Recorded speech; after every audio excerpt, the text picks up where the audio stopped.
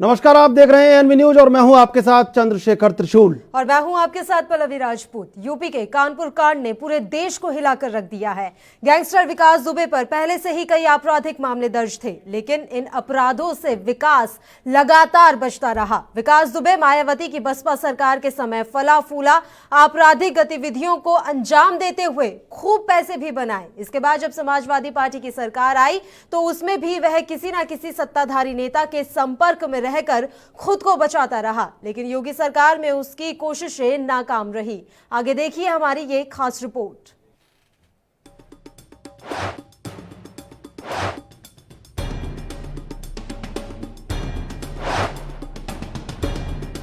मामला बीते 2 जुलाई की देर रात का है, जहां उत्तर प्रदेश स्थित कानपुर के बिठूर इलाके का बिकरू गांव विकास दुबे हिस्ट्री शीटर और शातिर अपराधी को पुलिस मर्डर के एक आरोप में गिरफ्तार करने पहुंची। गांव में घुसते ही पुलिस बलों को बीच सड़क पर एक जेसीबी रास्ता रोककर खड़ी दिखी। पुलिस जब तक इस माजरे को समझ पाती तब तक ऊपर छतों से विकास दुबे के गुर्गे अंधाधुंध फायरिंग करने लगते हैं। इस घटना में सीओ देवेंद्र कुमार मिश्रा, एसओ महेश यादव, चौकी incharge Anoop Kumar, sub inspector Nebulal और कांस्टेबल सुल्तान सिंह, राहुल, जितेंद्र और बल्लू शहीद हो जाते हैं। अपराधी इन पुलिस कर्मियों से AK-47 राइफल और पिस्टल समेत गोलियां भी छीन कर ले जाते हैं। सुबह होते ही राजनीति अपना रंग दिखाने लगती है। कानपुर एनकाउंटर की घटना को लेकर योगी सरकार को रोगी सरकार और उत्तर प्रदेश को हत्या प्रदेश जैसे नाम दिए जाने लगते हैं। कांग्रेस, समाजवादी पार्टी और बहुजन समाजवादी पार्टी समेत सभी विपक्षी दल प्रदेश की भारतीय जनता पार्टी पर निशाना साधते रहे और इन सबके बीच जानना जरूरी है कि मर्डर, अपहरण, फिरौती, लूटपाट के 60 से ज्यादा संगीन मामलों का आरोपी है विकास दुबे। उत्तर प्रदेश के कानपुर में 8 पुलिस कर्मियों की हत्या और कई अन्य पुलिस कर्मियों पर अंधाधुंध गोलियां बरसाकर घायल की खबर आती है। उसके साथ ही एक नाम भी उभर कर आता है, जिससे सेंट्रल यूपी स्थित कानपुर और उसके आसपास के जिलों में लोग खौफ खाते हैं और राजधानी लखनऊ स्थित प्रदेश के प्रधान नेताओं की नाक तले जुर्म का रक्त रंजित खेल खेलता रहता है। गुनाह और दरिंदगी की इसी पहचान का नाम है विकास दुबे। बीते 30 सालों से ज्यादा समय से कानपुर और पास के जिलों में विकास दुबे का खौफ है और आए दिन रसूखदार लोगों की हत्या के पीछे विकास दुबे का नाम आता है। विकास दुबे कई बार जेल जा चुका है, लेकिन उसका खौफ इतना है कि कोई भी सबूत मजबूती से खरा नहीं उतर सका। न प्रशासन के लोग, न जनता और न ही किसी और ने डर के मारे विकास दुबे के बारे में कुछ बोला। ये सब काफी फिल्मी लगता है, पर हकीकत यही है। विकास दुबे ने बीते 20 साल से ज्यादा समय में क्या क्या किया और किस तरह से वह कानपुर का ऐसा चेहरा बना जिसके डर से पत्ते भी कांपते हैं। समाजवादी पार्टी की सरकार आई तो उसमें भी वह किसी न किसी सत्ताधारी नेता के संपर्क में रहकर खुद को बचाता रहा। अब जबकि प्रदेश में योगी आदित्यनाथ की बीजेपी की सरकार है, तो वह इस सरकार के साथ भी मेलजोल बढ़ाने की कोशिश करता रहा, लेकिन इन कोशिशों में वो सफल नहीं हो सका। राजनीतिक साठगांठ बनाने की कोशिशों के साथ वह कानपुर और आसपास के इलाकों में अपना वर्चस्व बढ़ाता रहा। जमीन की खरीद फरोख्त हो, अवैध कब्जा हो या पैसे के लिए किसी की हत्या करना, हर काम वह आसानी से करता रहा और सबूत के अभाव में बचता रहा। लोगों ने डर से उसके खिलाफ कभी बयान नहीं दिया। उसके डर का आलम ऐसा था कि लोग अपने छोटे बड़े विवाद को सुलझाने के लिए पुलिस की बजाय विकास दुबे के पास जाना चाहते थे। ऐसे में पुलिस हाथ पर हाथ धरे बैठी रही, क्योंकि उसके खिलाफ कोई सबूत ही नहीं मिले। विकास दुबे ने 2 साल पहले जेल में रहते अपने ही चचेरे भाई पर जानलेवा हमला करवाया, जिसके बाद अनुराग ने पुलिस में एफआईआर दर्ज करवाई। विकास चाहे बाहर रहे या जेल में रहे, हर तरह से वह आपराधिक वारदातों को अंजाम देता आ रहा है। उसे राजनीतिक संरक्षण मिलता रहा है। हर पार्टी ने उसे राजनीतिक संरक्षण दिया। इससे विकास का इतना मन बढ़ गया कि उसने 8 पुलिस कर्मियों की हत्या कर दी। अब विकास के अपराधों का घड़ा भर चुका है।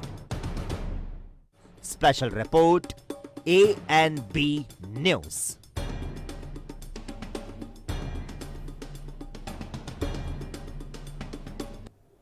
कानपुर कांड पर गैंगस्टर विकास और उसके साथियों ने सीओ समेत 8 पुलिसकर्मियों पर ताबड़तोड़ फायरिंग की थी।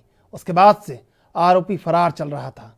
आरोपी की तलाश में पुलिस ने कई शहरों में छापेमारी की, लेकिन कड़ी मशक्कत के बाद विकास दुबे उज्जैन पुलिस की गिरफ्त में आ गया।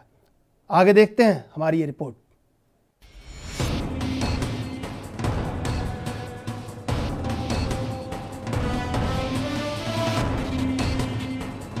कानपुर पुलिस हत्याकांड के बाद पुलिस लगातार शहर शहर छापेमारी करती रही और कड़ी मशक्कत के बाद कानपुर कांड का आरोपी गैंगस्टर विकास दुबे आखिरकार गिरफ्तार कर लिया गया।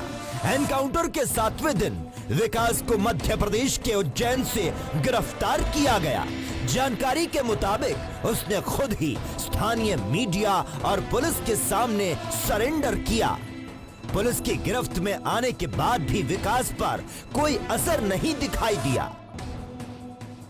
जब पुलिस विकास दुबे को पकड़कर महाकाल थाने लेकर जा रही थी, तब विकास दुबे लगातार मीडिया से बात कर रहा था और इसी दौरान वो चिल्लाया, मैं विकास दुबे हूँ, कानपुर वाला। मैं विकास दुबे हूँ, कानपुर वाला। मैं विकास दुबे हूँ, कानपुर वाला।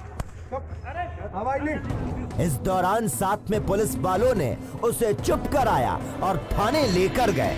आपको बता दें कि विकास दुबे कानपुर की घटना के बाद से फरार चल रहा था, जिसके बाद हरियाणा के फरीदाबाद में उसकी झलक दिखी थी। फरीदाबाद के एक होटल के सीसीटीवी कैमरे में विकास दुबे को देखा गया था, लेकिन वो वहां से फरार हो गया। छापे में उसके गुर्गे गिरफ्तार कर लिए गए थे। विकास दुबे लगातार छुपता हुआ भाग रहा था। पहले उसके नोएडा और फिर राजस्थान जाने की बात कही जा रही थी। ऐसे में पुलिस ने एनसीआर में लगातार छापेमारी की, लेकिन विकास का कोई सुराग नहीं लगा। अब 7 दिन के बाद पुलिस ने एमपी के उज्जैन से गिरफ्तार कर लिया। आपको बता दें कि हाल ही में कानपुर में हुए एक मर्डर के आरोप विकास दुबे पर लगे थे और पुलिस में उसके खिलाफ शिकायत दर्ज कराई गई थी।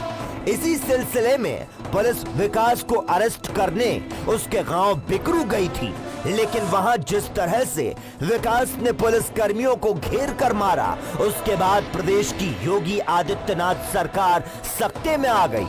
मोस्ट वांटेड अपराधी विकास दुबे के 2 और साथियों को पुलिस ने एनकाउंटर में ढेर कर दिया। इसके पहले बुधवार की सुबह विकास के खास गुर्गे अमर दुबे हमीरपुर में मुठभेड़ में मारा गया। Special report ANB news.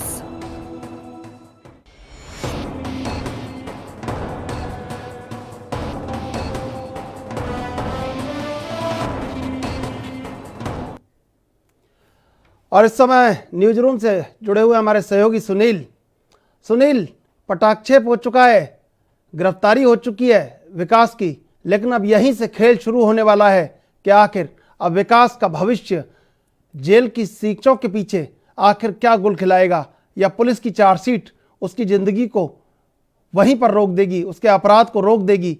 अब यहीं से खेल शुरू होगा विकास का। जी बिल्कुल, अब जिस तरह से विकास दुबे की भी गिरफ्तारी हो चुकी है तो कहीं ना कहीं थोड़ी देर में उसे जहां उज्जैन के कोर्ट में पेश किया जाएगा, सीजेएम जो हैं तृप्ति पांडे, उनकी कोर्ट में उनको पेश कर उनके उसके बाद जो है वो यूपी पुलिस को सौंप दिया जाएगा। और इस वक्त मैं आपको बता दूं सबसे बड़ा अपडेट, एसटीएफ जो है वो उज्जैन पहुंच चुकी है। यूपी से एसटीएफ जो एक स्पेशल टास्क फोर्स जो है वो जो बनाई गई थी इसको गिरफ्तार करने के लिए, वो उज्जैन आप पहुंची है। और उज्जैन इसलिए पहुंची है ताकि उसको अपनी गिरफ्त में लिया जाए क्योंकि मध्य प्रदेश की पुलिस, उज्जैन की पुलिस प्रशासन अब कोर्ट में पेश करने के बाद उसको यूपी पुलिस के वहां से जो एसटीएफ आई है उसको सौंप देगी। और इसके बीच एक और बड़ी खबर मैं आपको जी बताएं, जल्दी बताएं, क्योंकि हमारे साथ इस समय लखनऊ से पुनीत मोहन जुड़े हुए हैं। जी मैं आपको बता दूं कि उज्जैन में एक शराब कारोबारी पर शक जाहिर किया गया है और 4 लोगों को गिरफ्तार किया गया है। इस वक्त की सबसे बड़ी खबर है उज्जैन से जो इस वक्त मेरे पास खबर आ रही है कि एक शराब कारोबारी विकास दुबे, अपराधी विकास दुबे का जो है वो मददगार बना था और उसके चलते अभी पुलिस ने 4 लोगों को गिरफ्तार किया था। और शराब व्यापारी के यहां ही शंका जताई जा रही है कि विकास दुबे उसके पास ही ठहरा हुआ था। तो इस वक्त की ये बड़ी खबर है त्रिशूल की जो बिल्कुल जी बिल्कुल इस समय पुनीत मोहन हमारे साथ जुड़ गए हैं लखनऊ से। पुनीत मोहन, विकास दुबे का पटाक्षेप हो चुका है, लेकिन अब यहीं से खेल शुरू होने वाला है सियासत का और विकास दुबे के गुनाहों का। देखिए सीधे तौर पे किस तरीके से विकास दुबे की गिरफ्तारी की है, क्या कुछ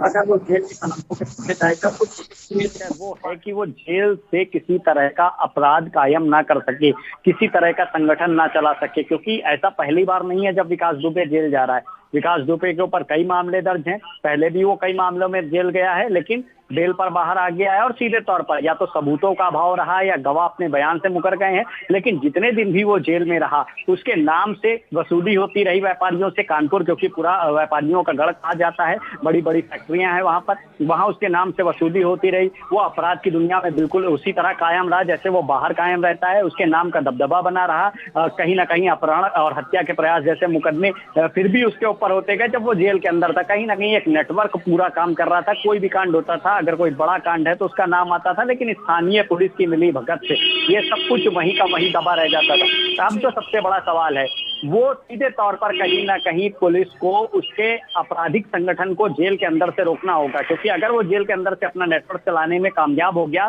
तो अब उसके नाम का दबदबा और बढ़ जाएगा, क्योंकि 8 पुलिस वालों की जिस तरह इस मुठभेड़ में शहादत हुई है उसका सारा आरोप विकास के ऊपर है। लेकिन पुनीत ये संभावनाएं नजर आ रही है कि पुलिस जो है इतनी सफल हो पाएगी कि उसके नेटवर्क को रोक ले। देखिए जिस तरह से उसकी गिरफ्तारी हुई है या उसने सरेंडर किया, अभी तो ये भी क्लियर नहीं हो पाया है कि सरेंडर है या गिरफ्तारी।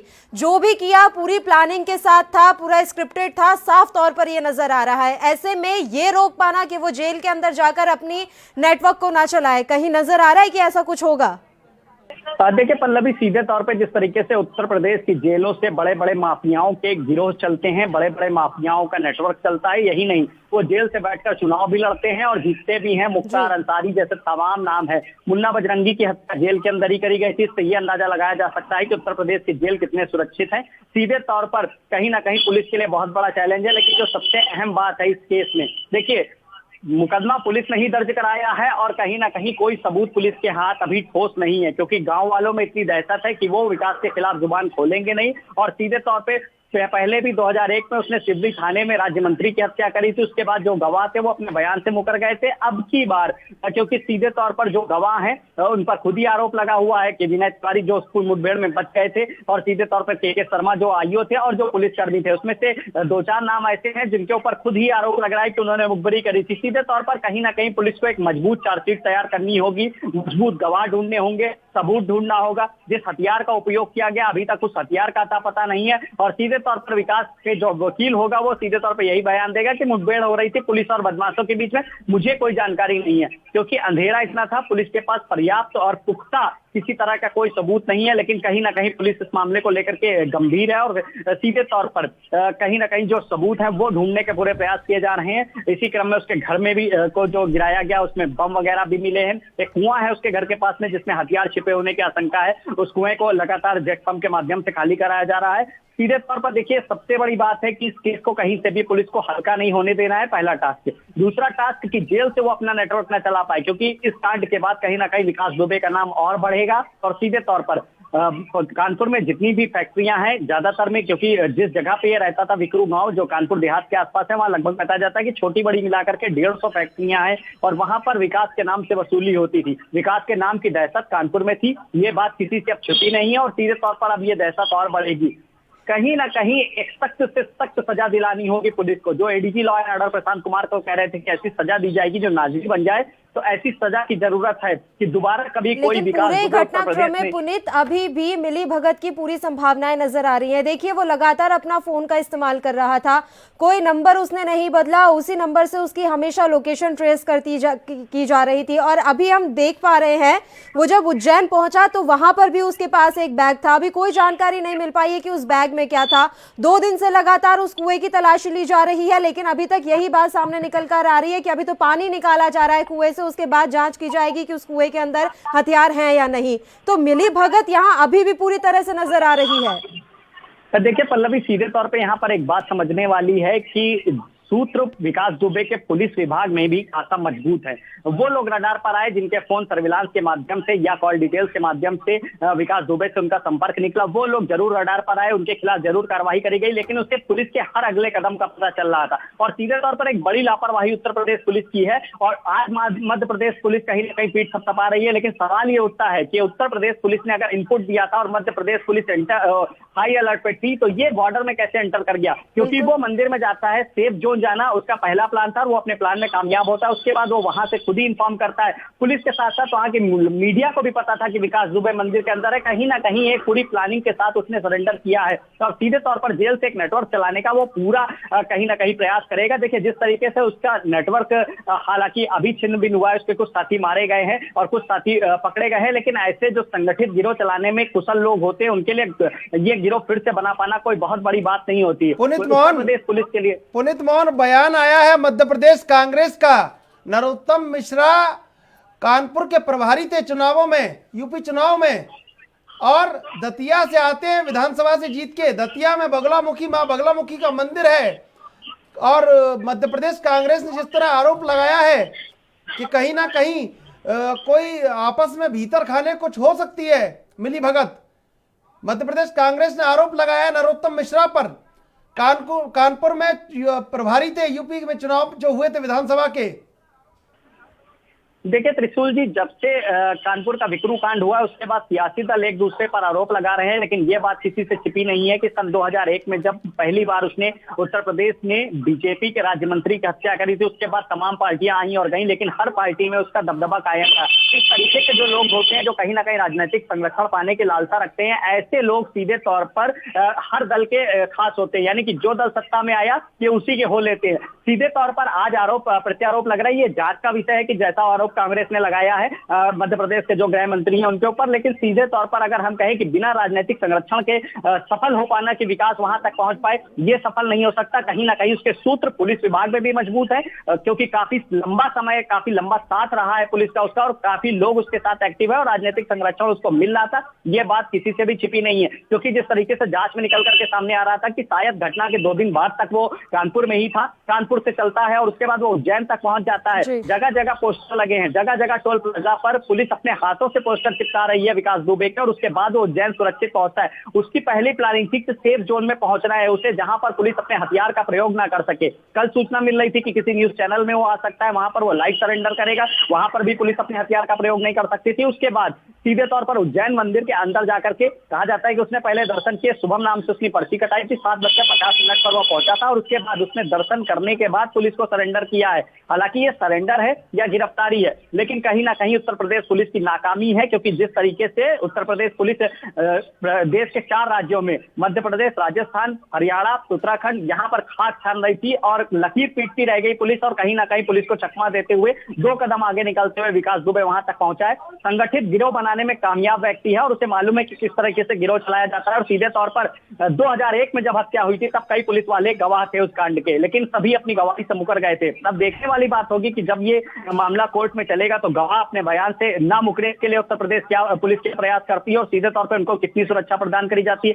सबूतों का अभाव है, कैसे एक एक सबूत इकट्ठा करे जाएंगे, कड़ी से कड़ी जोड़ी जाएगी। चार्जशीट ऐसी बनानी होगी कि इसे किसी भी तरह इस बार हल्की सजा ना होने पाए। उम्र कैद से लेकर के अगर फांसी तक सीधे तौर पर अगर पुलिस ले जा सकती है तो कहीं ना कहीं पूरे प्रयास करने होंगे। जी बिल्कुल, सुनील भी हमारे साथ लगातार हमारे सहयोगी न्यूज़ रूम से लाइव हमारे साथ जुड़े हुए हैं। सुनील, देखिए यहाँ पर एक बड़ी चीज़ ये है कि लगातार ये बातें कही जा रही हैं, चाहे वो मध्य प्रदेश की सरकार हो या यूपी की सरकार, की गिरफ्तारी हुई है, लेकिन जितनी भी अभी तक तस्वीरें सामने आई हैं उससे साफ तौर पर ये पता चल रहा है कि विकास दुबे ये मैसेज देना चाहता था कि उसने सरेंडर किया है, उसकी कोई गिरफ्तारी नहीं हुई है।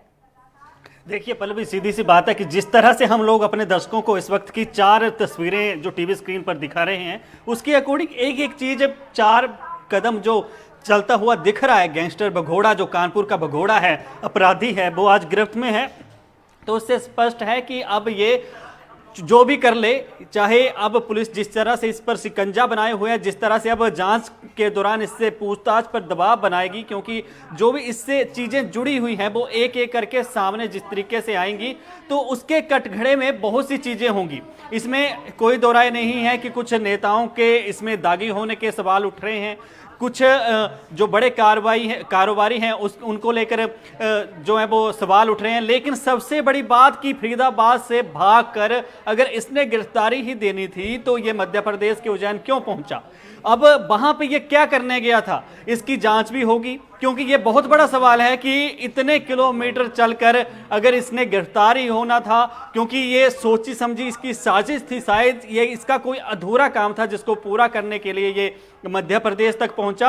और जिन 4 आरोपियों की मैं बात कर रहा था कि जो मेरे पास सूत्रों के हवाले से खबर आई है कि किसी शराब कारोबारी के संपर्क में था जिसने इसकी मदद की है उज्जैन तक पहुंचने में, और 4 लोगों को जो गिरफ्तार किया गया है। तो ये सबसे बड़ा सवाल उठ रहा है कि आखिर ये मध्य प्रदेश के उज्जैन में करने क्या गया था, ऐसी कौन सी चीज जो फरीदाबाद में इसके पास से एक सीसीटीवी फुटेज जो आई थी तो एक बैग उसमें देखा जा रहा था। तो आज जब इसको निहत्थे गिरफ्तार किया गया और इसने जो अपनी कांपती हुई आवाज में, सहमी हुई आवाज में कहा कि मैं कानपुर वाला विकास दुबे हूं, ये जो चीख चीख कर कह रहा था, तो उसकी कंपता, इसकी लड़खड़ाहट अगर आप टीवी स्क्रीन पर देखो तो उससे साफ पता चलता है कि इसको कहीं ना कहीं अपनी जान का डर था। बिल्कुल सुनील, आपका जुड़ने के लिए बहुत बहुत धन्यवाद। हम अपने दर्शकों को एक बार फिर बता देना चाहते हैं कि शराब कारोबारी और कुछ वकीलों के इसमें मिलीभगत के नाम सामने आ रहे हैं। इस समय टेलीविजन पर आप देख रहे हैं विकास दुबे की गिरफ्तारी का दृश्य। विकास दुबे को, जो कानपुर गोलीकांड का मुख्य आरोपी था, आज सुबह उज्जैन महाकाल मंदिर से गिरफ्तार किया गया। पुनीत मोहन, सारे समीकरण सियासत की तरफ जा रहे हैं और सियासत ने विकास दुबे को बचा लिया है। देखिए, सीधे तौर पे विकास दुबे को राजनीतिक संरक्षण प्राप्त था, इसमें कोई दो राय नहीं है, क्योंकि लगातार एक के बाद एक कड़ी जब खुलती गई तो कहीं ना कहीं वो वीडियो भी सामने आए जो आज वो वर्तमान में जो बीजेपी के विधायक है उनके ऊपर आरोप लगा रहा है। हालांकि उन्होंने इस बयान से सीधे तौर पर पल्ला झाड़ दिया और साफ तौर पर कहा कि अगर मैं इसका साथ दे रहा होता तो जब एसटीएफ ने इसको उठाया था 2017 में, तभी मुझ पर भी कार्यवाही होती। लेकिन सीधे तौर पर राजनीतिक संरक्षण विकास दुबे को प्राप्त था। उसका सीधा सा एक कारण था, कई गाँवों में उसका दबदबा था जहाँ अच्छी खासी आबादी रहती है और वो जिसको चाहता था उसको वोट दिलवाता था। इसी के चलते कहीं ना कहीं हर पार्टी का नेता उसके टच में रहता था और यही उसके वर्चस्व को बढ़ाने का सबसे बड़ा कारण रहा। दूसरी, पुलिस में भी उसकी अच्छी पकड़ थी, कहीं ना कहीं चौबेपुर थाना पूरा उसके हैंड में था। अगर हम ये बात कहें तो गलत नहीं होगा, क्योंकि जिस तरीके से घटना के एक दिन पहले जब जो जिसने FIR दर्ज कराई थी उसके साथ जब SO चौबेपुर विकास दुबे के यहाँ समझौता करने जाते हैं, उनके सामने ही वो जो पीड़ित है उसको मारता पीटता है। उसके बाद जब SO बीच बचाव करते हैं तो उनको गाली देता है, उनका मोबाइल तक छीन के रख लेता है। उसके बाद भी विनय तिवारी पूरी बात को दबा कर रह गए। दूसरी बात, जब रात को दबिश देने जाने के लिए पुलिस वहां से निकली तो 12:11 पर जो सिपाही रंजीत है उसने विकास दुबे को फोन किया। हालांकि विकास दुबे उसको काफी देर पहले से फोन कर रहा था, लेकिन उसने फोन उठाया नहीं और 12:11 पर उसने फोन किया तो विकास दुबे ने सीधे तौर पर एक बात कही कि आज अगर पुलिस आई तो खूनी संघर्ष होगा, खून की नदियां बहेंगी। रंजीत ने यह बात SO चौबेपुर को भी बताई, लेकिन उसके बाद भी SO चौबेपुर शांत रहे। कहीं ना कहीं SO चौबेपुर की बहुत बड़ी भूमिका रही है। KK शर्मा जो IO थे इस मामले के, उनकी बहुत बड़ी भूमिका रही है और जो सिपाही वहां से हटाए गए हैं, यहाँ तक कि पूरे चौबेपुर थाने की बहुत बड़ी भूमिका रही है, क्योंकि चौबेपुर थाना था जिससे इसकी सारी हरकतों का पता था, जहाँ सारे सबसे ज्यादा मामले दर्ज थे। तो सीधे तौर पर पुलिस का संरक्षण देना, राजनीति का संरक्षण देना, राजनीति, पुलिस और अपराधी की जो ये गठजोड़ है ये खासा भारी पड़ती है, क्योंकि अपराधी हमेशा सियासत का रास्ता अपना लेते हैं। उत्तर प्रदेश से तमाम ऐसे सांसद रहे, ऐसे विधायक रहे और वर्तमान में भी हैं जिनका कहीं ना कहीं आपराधिक रिकॉर्ड रहा है और सीधे तौर पर उनको राजनीतिक संरक्षण प्राप्त होता रहा है। 2022 की विकास दुबे तैयारी कर रहा था, इसको कहना भी गलत नहीं होगा, क्योंकि एक वीडियो वायरल हो रहा है जिसमें वो सीधे तौर पे व्हाइट कुर्ता पैजामा पहने हुए लोगों के बीच में है और विकास दुबे की जय जयकार के नारे लग रहे हैं। सीधे तौर पे राजनीति में मूव करना उसका प्लान था और कहीं ना कहीं ये घटना हुई और घटना के बाद से जिस तरीके से उत्तर प्रदेश पुलिस की नाकामी साबित हुई है, उज्जैन में उसने सरेंडर किया है, अब वो जेल से रह करके कहीं ना कहीं चुनाव जरूर लड़ेगा। लेकिन सबसे बड़ी बात है कि अब देखना होगा कि उत्तर प्रदेश पुलिस कितनी मजबूत चार्जशीट बनाती है, कितनी मजबूती से गवाहों को सुरक्षा प्रदान करती है और जो सिपाही शहीद हुए हैं उनके प्रति भी जो उनका कर्तव्य बनता है कि विकास दुबे के मुकदमे में कहीं से भी कोई ढील ना होने पाए, चाहे जितना सोर्स लगे, लेकिन सीधे तौर पर चार्जशीट बहुत मजबूत होनी चाहिए और कहीं ना कहीं गवाह अपने बयान से ना मुकरे और कड़ी से कड़ी सजा विकास दुबे को तभी जाकर के सजा दिलानी है तो चार्जशीट मजबूत बनानी ही होगी। बहुत सही बात आपने यहाँ पर पुनीत मोहन कही, लेकिन अभी बड़ी खबर तो यही है कि उसे गिरफ्तार कर लिया गया। बताया जा रहा है कि किसी खुफिया जगह पर विकास दुबे को रखा गया है, वो अभी मध्य प्रदेश में ही है। दोनों राज्यों के मुख्यमंत्रियों की आपस में बातचीत हो रही है और हम आपको यहाँ बता दें कि पुलिस की गिरफ्त में आने के बाद भी वो बिल्कुल डरा हुआ नहीं था। जैसा कि हम आपको तस्वीरें भी दिखा रहे हैं, वो लगातार चिल्ला कर कह रहा था कि मैं विकास दुबे हूं, कानपुर वाला। एनकाउंटर के 7वें दिन विकास को मध्य प्रदेश के उज्जैन से गिरफ्तार किया गया। बताया जा रहा है कि उसने खुद ही स्थानीय मीडिया और पुलिस के सामने सरेंडर कर दिया। पुलिस की गिरफ्त में आने के बाद भी विकास पर कोई असर नहीं दिखा और वो मीडिया के सामने चिल्लाने लगा। ये तस्वीरें हम आप तक पहुंचा रहे हैं, ये उसी समय की तस्वीरें हैं जब वो मीडिया के सामने चिल्ला रहा था कि मैं विकास दुबे हूं, कानपुर वाला। हालांकि इस दौरान पुलिस ने उसे रोका और लगातार उसके साथ हाथापाई भी की गई है। जैसा कि आप तस्वीरों में देख सकते हैं, एक पुलिसकर्मी ने विकास दुबे को थप्पड़ मारा और ये कहा कि चुप, आवाज नहीं।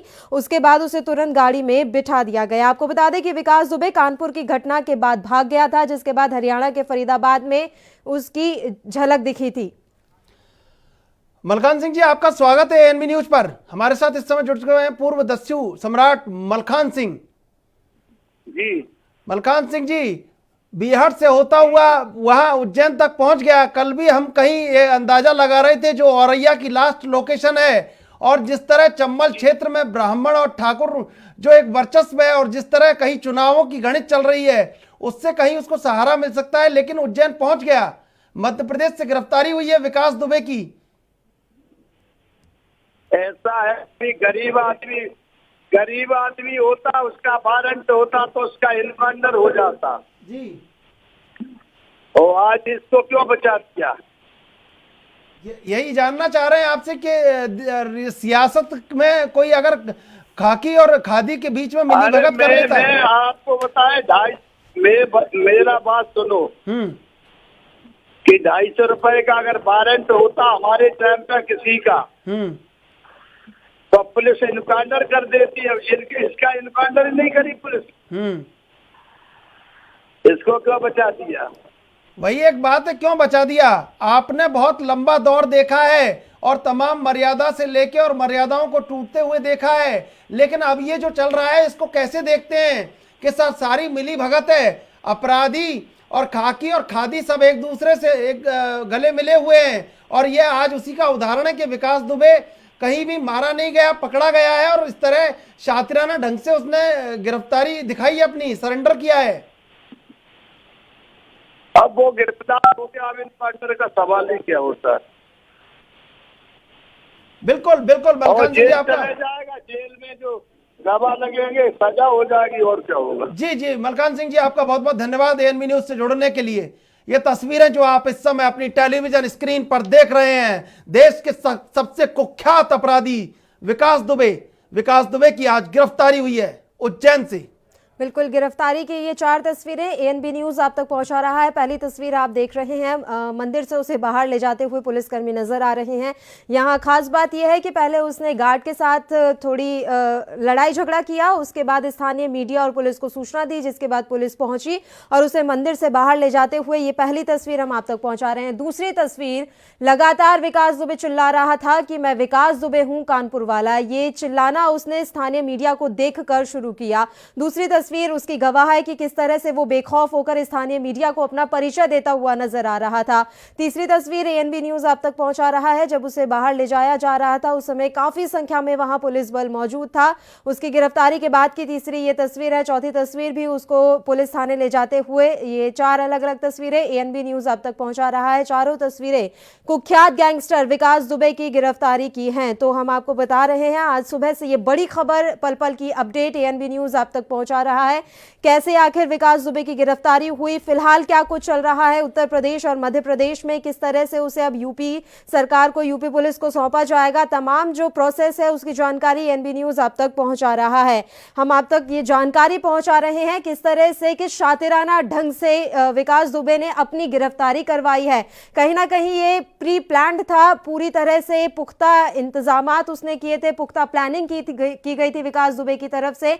ये तस्वीर आप देख रहे हैं जब वो स्थानीय मीडिया को देखकर चिल्ला रहा था कि मैं विकास दुबे हूं कानपुर वाला, और जैसे ही उसने ऐसा चिल्लाना शुरू किया, इसी दौरान पुलिस के कर्मी ने उसे थप्पड़ मारा और कहा कि चुप हो जा। इसके बाद उसे गाड़ी में बिठा दिया गया।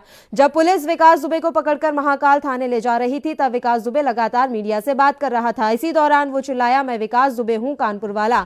आपको बता दें कि विकास दुबे लगातार छुपता हुआ भाग रहा था। पहले उसके नोएडा और फिर राजस्थान जाने की बात की जा रही थी। ऐसे में पुलिस ने एनसीआर में लगातार छापेमारी की, लेकिन विकास दुबे वहां पर भी नहीं मिला। अब 7वें दिन आज उज्जैन में उसके मिलने की खबर आई, जिसके बाद उसे गिरफ्तार कर लिया गया। अब सवाल यहां पर यह उठता है कि आखिर पूरे उत्तर प्रदेश को छावनी में तब्दील करने और 50 से अधिक टीम लगाने के बाद भी विकास दुबे उज्जैन कैसे पहुंचा और उसकी किसने मदद की। जैसा कि अभी हमें जानकारी मिल रही है कि उज्जैन से भी 4 लोगों को गिरफ्तार किया गया है उसके मददगार होने के आरोप में। इसमें से कोई एक शराब व्यवसायी भी बताया जा रहा है। बाकी 3 अन्य कौन है इसकी अभी पुख्ता जानकारी नहीं मिल पाई है, लेकिन ऐसी खबर है कि 2 वकीलों ने भी उसके उज्जैन पहुंचने में मदद की। जी त्रिशूल जी।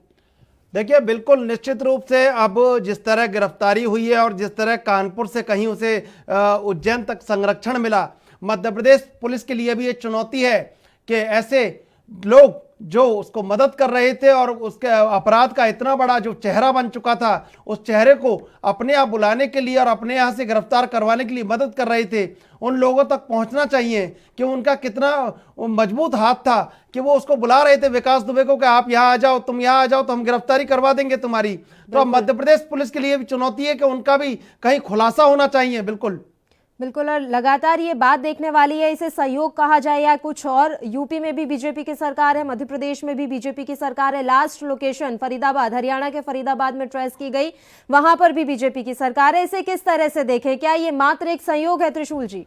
देखिए पल्लवी, संयोग बहुत सारे जुड़ते जा रहे हैं। उत्तर प्रदेश में सरकार, मध्य प्रदेश में सरकार, फरीदाबाद जो कि हरियाणा में आता है वहां बीजेपी की सरकार। इसके बाद नरोत्तम मिश्रा जो बयान दे रहे थे, आज गृह मंत्री हैं, चूंकि गृह मंत्री के नाते उनका कर्तव्य है कि वो पुष्टि करें तमाम सुरक्षा से जुड़े मामलों की, तो उन्होंने बयान दिया कि गिरफ्तारी हुई है। लेकिन वही नरोत्तम मिश्रा जो कि मध्य प्रदेश कांग्रेस ने आरोप लगाया है, वही नरोत्तम मिश्रा यूपी चुनावों में प्रभारी थे कानपुर के, और वही उज्जैन के प्रभारी हैं। जी जी।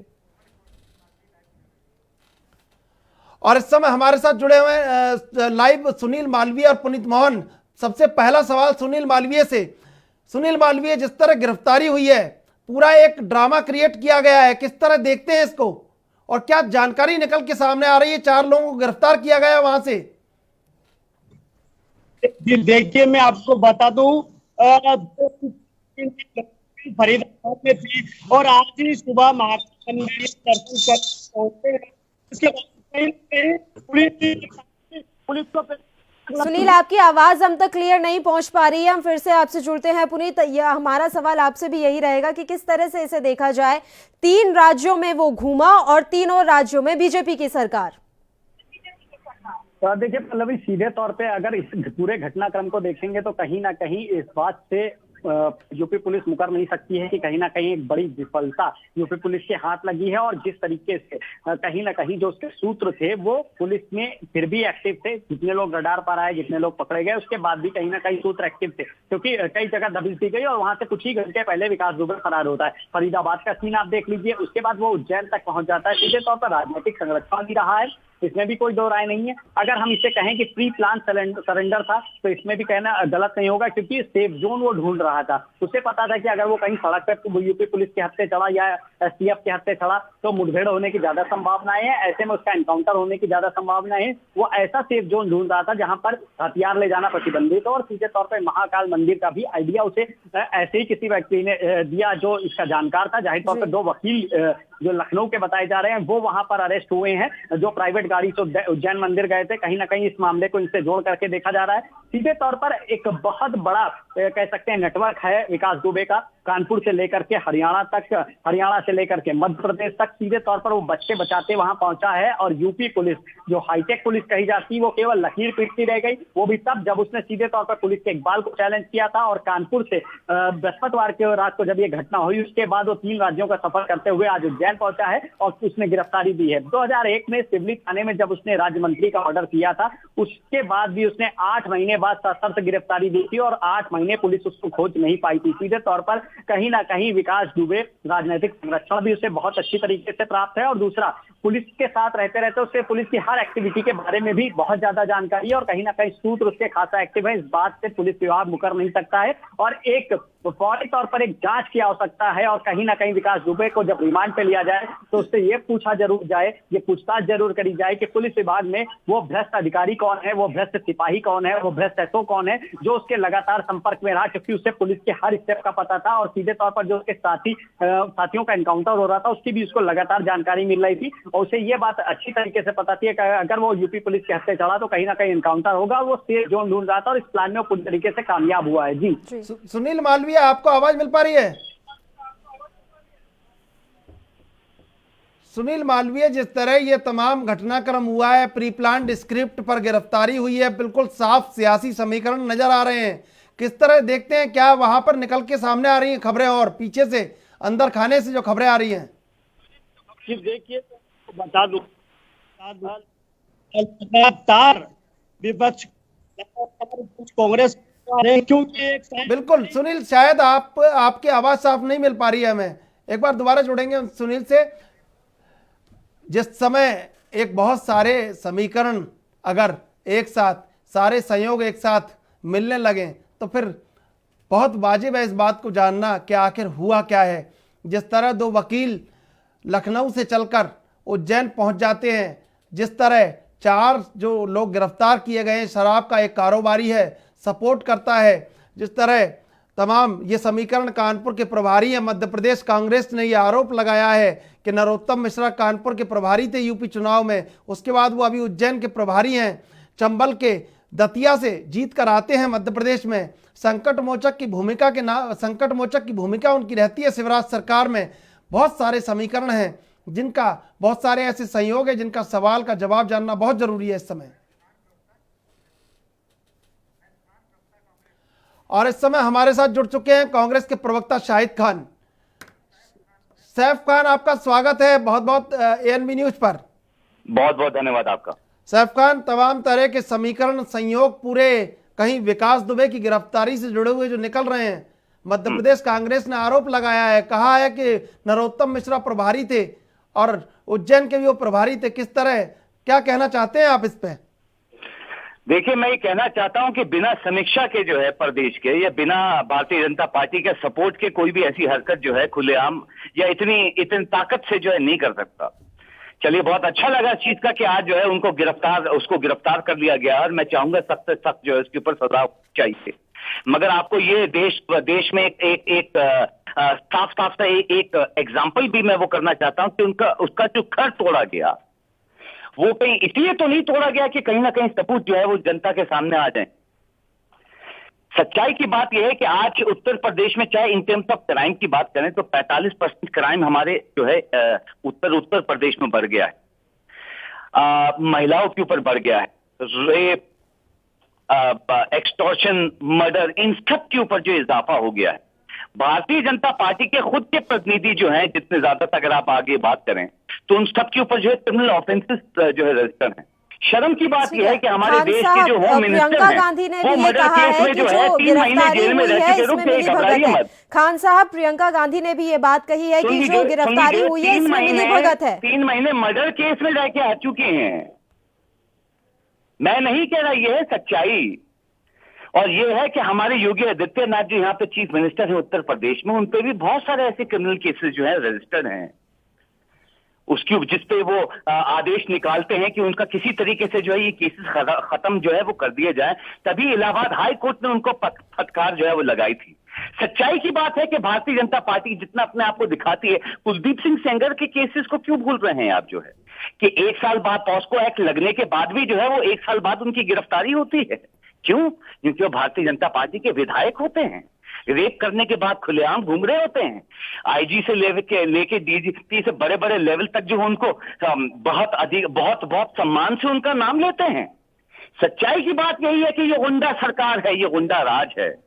और पूरे देश में हमने ये देखा है। मैंने आपको होम मिनिस्टर का जो है वो बताया कि 3 महीने मर्डर केस में जो है हमारे अमित शाह जी जेल में रह के आ चुके हैं। इससे बड़ा और क्या बोलेंगे? एडीआर की रिपोर्ट देखिए भारतीय जनता पार्टी की, 77% क्रिमिनल्स हैं। बिल्कुल सैफखान, आपको थोड़ा सा रोकना चाहूंगा। इस समय एक गेस्ट और हमारे जुड़ गए हैं, AK मिश्रा, राजनीतिक विश्लेषक। आपका बहुत बहुत स्वागत है एनबी न्यूज पर। Thank you. AK मिश्रा हमारे साथ जुड़े हुए हैं, सैफखान प्रवक्ता कांग्रेस के। आपसे सीधा सवाल कि एक खाकी और खादी की मिली भगत से जो विकास पैदा हुआ वो विकास बच गया आज और कामयाब रहा अपनी हर एक चाल में। देखिए, मैं इसको बचना तो नहीं बोलूंगा, लेकिन वो बड़ा शातिर था। उसने ऐसे पब्लिक प्लेस पे जा करके जो है सरेंडर किया अपने आप से, ताकि वो पुलिस की गिरफ्त में तो आ जाए। क्योंकि वैसे करता, पुलिस पकड़ती तो इनकाउंटर वगैरह ऑन द स्पॉट वगैरह हो सकता था। लेकिन ये बहुत दुखदाई है। मैं बात किसी एक प्रदेश और किसी एक सरकार की नहीं कर रहा हूँ। मैं सवाल यहाँ पे ये उठाऊंगा कि 70 साल हो जाने के बाद भी अपने देश में पुलिस व्यवस्था कितनी डेवलप हुई है। देखिए, सारी चीजों को मैं मानता हूँ।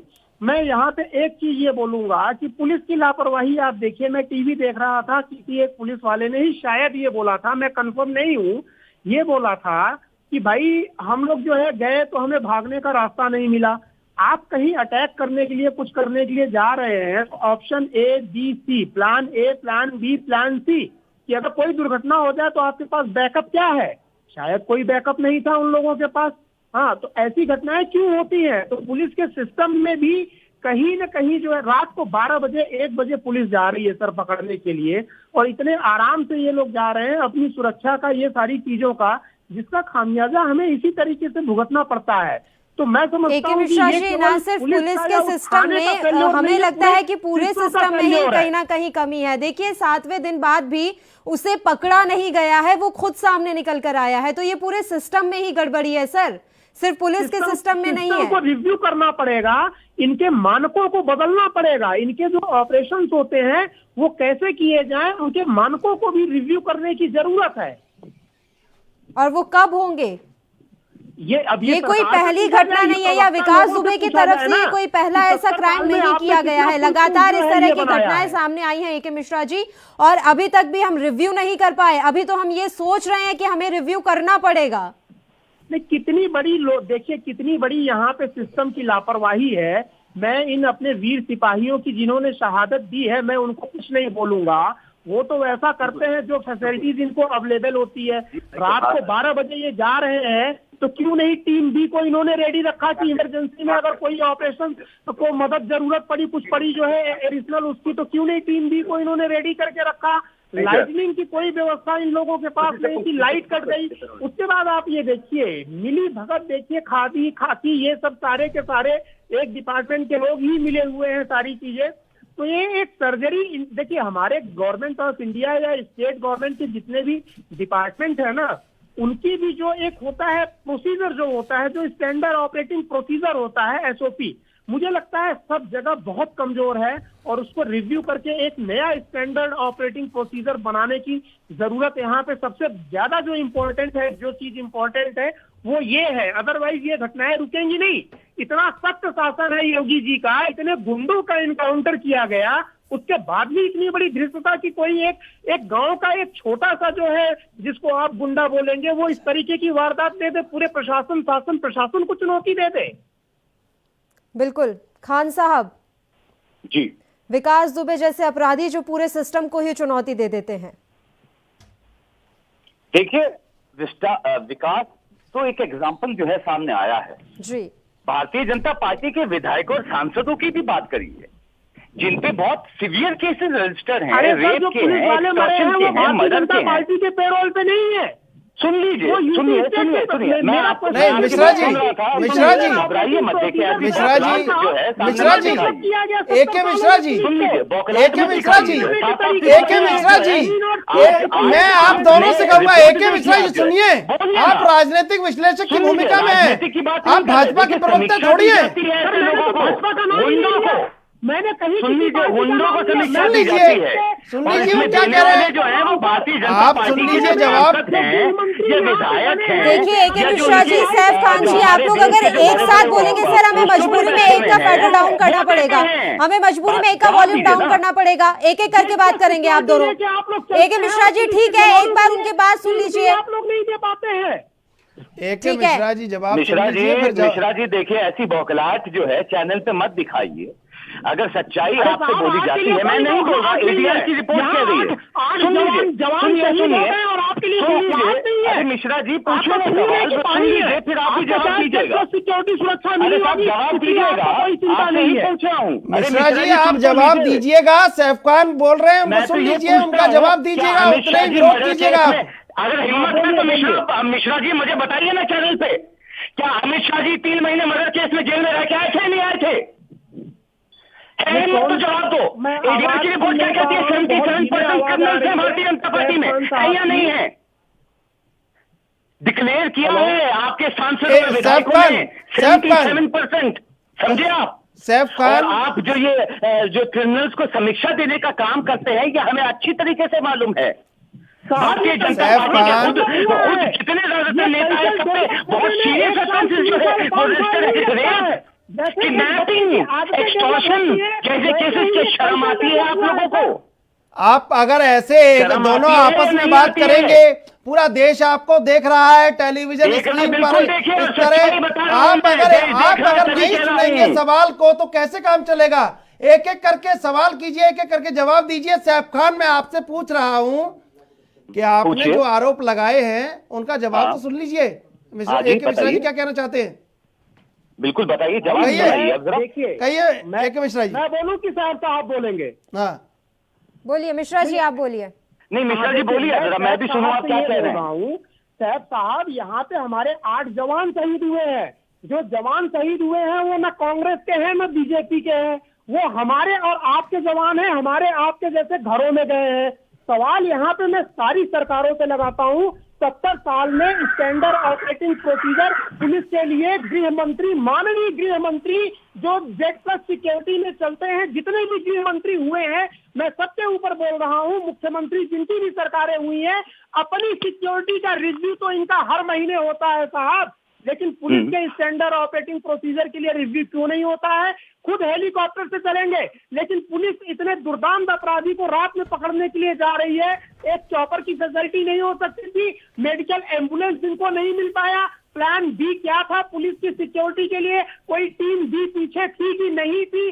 अंदर जो लोग भीतर घात का काम कर रहे थे वो खादी और नेताओं का डेवलप किया हुआ कल्चर है साहब। सैफ खान साहब, आप जैसे नेता लोग सपोर्ट करते हैं, आपके कारण ये कल्चर डेवलप होता है। एक सेकंड एके मिश्रा जी, पहली बात तो ये कि एक सेकंड सैफ खान साहब, एके मिश्रा जी पहली बात तो ये, खान साहब कांग्रेस के प्रवक्ता हैं और यूपी में कांग्रेस की सरकार नहीं है सर। की है मुझे पता है, यूपी में कांग्रेस की सरकार नहीं है सर, भारतीय जनता पार्टी की सरकार है। और आप जो तमाम सवाल पूछ रहे हैं ये आपको भारतीय जनता पार्टी के प्रवक्ता से पूछने चाहिए। सुनिए, आपने सवाल पूछे हैं और जवाब सुनिए उसका। आपको बता रहा हूँ मैं, ये मिश्रा जी सुन लिया मैंने आपका, सुन लिया मैंने आपकी बात जो है, सुनिए हमारी पुलिस का डेवलपमेंट हमारी एके मिश्रा आप सुनिए, एके मिश्रा जी, एके मिश्रा जी, एके मिश्रा जी सुनिए, पानी पीजिए ठंडा। मिश्रा जी थोड़ा आप सवाल सुन लीजिए उनका, जवाब तो सुनिए उनका। सुनिए आप राजनीतिक विश्लेषक हैं, आप अपनी भूमिका को तो समझिए, आप भाजपा के प्रवक्ता थोड़ी हैं। मिश्रा जी ठंडा पानी पीजिए। आप जो सवाल पूछे उसका जवाब चाहते हैं नहीं चाहते हैं? 70 साल में क्या डेवलपमेंट हुआ मैं उसकी बात मैं बताता हूँ, एके मिश्रा जी, 70 साल का ही बताता हूँ अभी। सैफ खान पहले सुनिए, सैफ हर खान जिले में सुन लीजिए। सैफ खान मैं जवाब आपको सुनिए, मिश्रा जी पहले जानकारी लेके मुझसे बात किया करिए। मैं कांग्रेस के प्रवक्ता, कांग्रेस के प्रवक्ता सैफ खान। पहली चीज, चैनल के एंकर ने भी आपको बताया जो है ना, भारतीय जनता पार्टी का प्रवक्ता नहीं हूं साहब, मैं इंडियन नेशनल कांग्रेस का नेता प्रवक्ता हूं। ठीक है, सरकार यहाँ उत्तर प्रदेश में, सरकार देश में जो है वो भारतीय जनता पार्टी की है।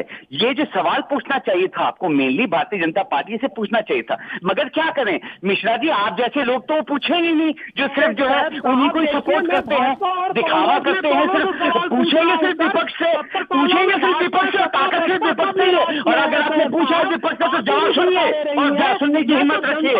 आज हर जिले में मेरा आप दोनों से अनुरोध है, आज जो आप मिश्रा सैफ खान, एक एक करके आपको पूरा देश देख रहा है, आप इस तरह की बात एक मर्यादा में बात कर सकते हैं। आप हेल्पलाइन नंबर देख रहे हैं, वो सब इंडियन नेशनल कांग्रेस के मुताबिक है साहब।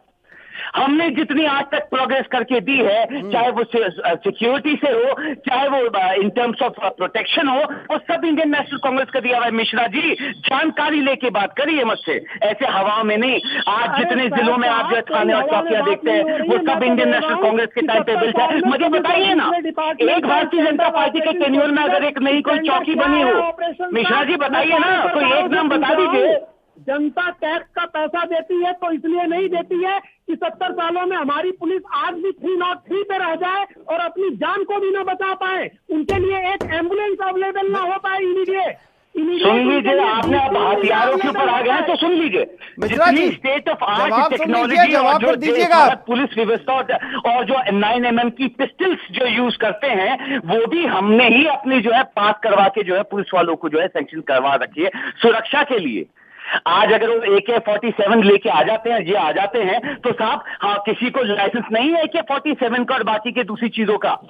ये हमारे जो पुलिस व्यवस्था जो है, हमारी इंडियन आर्मी जो है, उन्हीं को सिर्फ ये व्यवस्थाएं दी गई हैं और स्पेशल अधिकार दिए गए हैं। ये भी इंडियन नेशनल कांग्रेस के टेन्योर में ही पास हुआ था। जानकारी में तभी कहता हूँ मिश्रा जी, तब थोड़ा जानकारी लेके बात किया करिए मुझसे। ठीक है एके मिश्रा जी, एक तो सबसे पहले हम एक एक करके बात करेंगे। सर आप दोनों एक साथ बोलेंगे, किसी को कुछ समझ नहीं आएगा। खान साहब ने अपनी बात रख ली, अब एके मिश्रा जी आप अपनी बात रखिए। मैम एक बार आप समरी बताइए, क्योंकि खान साहब की आवाज मुझे आ नहीं रही थी, बहुत धीमे आ रही थी तो मैं सुन नहीं पाया। उन्होंने क्या बोला, जल्दी से एक लाइन में बताइए तो मैं जवाब देता हूँ।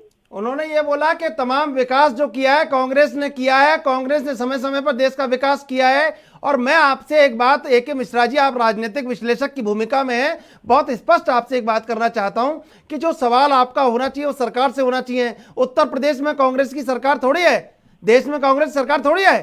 हाँ, जो सरकार है उसके लिए जिम्मेदार है।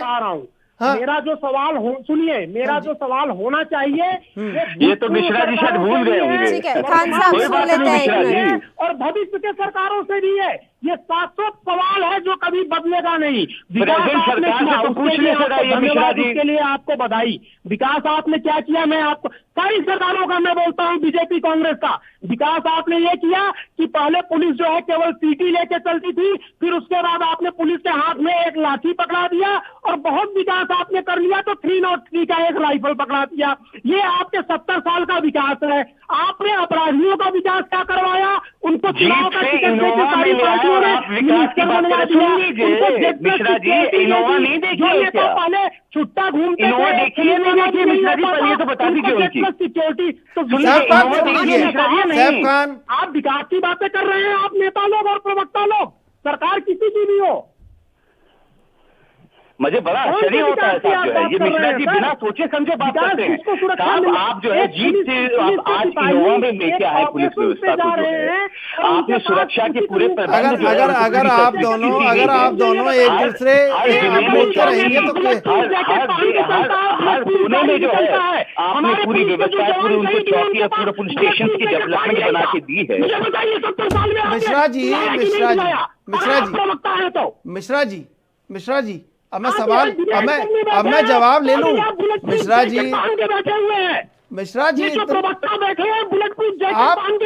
आप इतना क्रोध क्यों कर रहे हैं? मिश्रा जी जिनको क्रोध आना था उनको क्रोध नहीं आया, आप इतना क्रोध क्यों कर रहे हैं? अरे भैया मैं इस देश का यहाँ का पीढ़ियों से मैं रह रहा हूँ। जिस उत्तर प्रदेश की पुलिस को क्रोध आना था उसको क्रोध नहीं आया। किसको क्रोध आएगा? जिस उत्तर प्रदेश की पुलिस को क्रोध आना था उसको क्रोध नहीं आया। आप क्यों क्रोध कर रहे हैं इतना? देखिए और आप भाजपा के प्रवक्ता थोड़ी है सर। ये अगर गिरफ्तारी अगर उत्तर प्रदेश पुलिस की नाकामयाबी हुई है तो आप उसके लिए जिम्मेदार थोड़ी है। आप उसके लिए जिम्मेदार थोड़ी है। करके जवाब देते हैं, वो अपना क्रोध कार्रवाई में दिखाते हैं, एक्शन में दिखाते हैं। लेकिन आप इतना क्रोध क्यों कर रहे हैं? आप इतना कौन खुश हो रहा है? कोई अगर खुश हो रहा है तो मुझे मिश्रा जी को विकास के पकड़ने का बड़ा दुख हुआ है। सर अगर कोई खुश हो रहा है तो मुझे बताइए। आपको नहीं मुझे बताइए कि मिश्रा जी विकास के पकड़ने का बहुत तकलीफ हुई है। आप ये बोलना चाहते हैं? आपके प्रवक्ता ये प्रेशर बना रहे हैं क्या कि दिवाली मनाए? आप दोनों इस समय को रोकना चाहूंगा। कानपुर से शूटआउट को लेकर बड़ी खबर इस समय आ रही है और कानपुर शूटआउट के मास्टरमाइंड पर सूत्रों के हवाले से इस वक्त की बड़ी खबर, विकास की गिरफ्तारी या सरेंडर की ये जो गुत्थी है वो लगातार उलझती जा रही है। कल रात उज्जैन के महाकाल मंदिर पहुंचे थे उच्च अधिकारी। इस तरह के सूत्रों के हवाले से खबर मिल रही है। भारी हड़बड़ाहट में उज्जैन के महाकाल मंदिर पहुंचे थे अधिकारी। कल रात 10:30 बजे के आसपास डीएम और एसएसपी महाकाल मंदिर गए थे। सूत्रों के हवाले से इस वक्त की बड़ी खबर, उज्जैन के डीएम आशीष सिंह और एसएसपी मनोज कुमार पहुंचे थे। ये गुत्थी अब उलझती जा रही है। कानपुर के भगोड़े विकास की गिरफ्तारी है या सरेंडर? क्या था मंदिर में एकाएक हड़बड़ाहट में पहुंचने का कारण? ये बड़ा सवाल यहाँ पर। क्या इसका विकास की गिरफ्तारी से कोई संबंध है? विकास की गिरफ्तारी या सरेंडर, ये गुत्थी उलझती जा रही है। इस वक्त की बड़ी खबर सूत्रों के हवाले से एएनबी न्यूज आप तक पहुंचा रहा है। कानपुर शूटआउट के मास्टरमाइंड विकास दुबे की गिरफ्तारी है या सरेंडर? आपको बड़ी खबर हम यहां बता दें कि कल रात उज्जैन के महाकाल मंदिर उच्च अधिकारी पहुंचे हुए थे। भारी हड़बड़ाहट में उज्जैन के महाकाल मंदिर पहुंचे थे अधिकारी। बताया जा रहा है कि कल रात 10:30 बजे के आसपास डीएम और एसएसपी महाकाल मंदिर पहुंचे और ये कहा जा रहा है कि भारी हड़बड़ाहट में ये दोनों अधिकारी नजर आ रहे थे।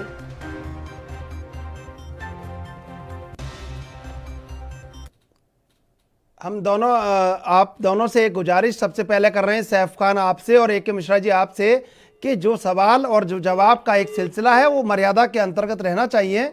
मेरा सवाल सैफ खान से कि जो ये अपराधी इस तरह गिरफ्तार हो रहे हैं और इस तरह जो एक कहा जा रहा था कि योगी सरकार ने अपराध को जड़ से उखाड़ के फेंकने का एक निश्चय कर लिया है, वो निश्चय कहीं हड़बड़ाहट और निश्चय कहीं ऐसा गड़बड़ाता नजर आ रहा है, उसकी धारणा जो है वो परिपक्व नजर नहीं आ रही। सैफ खान देखिए, सबसे पहले मैं आपको फिर जो है क्लियर कर दूंगी ये चीज कि भारतीय जनता पार्टी सिर्फ बोलने का काम करती है।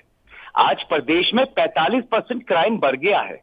आप अगर 100 नंबर पहले कॉल करते थे, जो पुलिस की टर्न अराउंड टाइम था वो और 15 मिनट्स लेट हो गया है। मैं ये बताना चाहता हूं 23% तो उत्पीड़ित महिलाओं के ऊपर प्रदेश के ऊपर बढ़ चुके हैं। ये है कि मर्डर, एक्सटॉर्शन, रेप, जितनी सीवियर जो क्राइम है वो उत्तर प्रदेश में या जहां जहां भारतीय जनता पार्टी की सरकारें हैं वहां का आप डेटा उठा के देख लीजिए नेशनल क्राइम रिकॉर्ड ब्यूरो के लिहाज से, वो आपको पता चल जाएगा कि क्या सच्चाई है।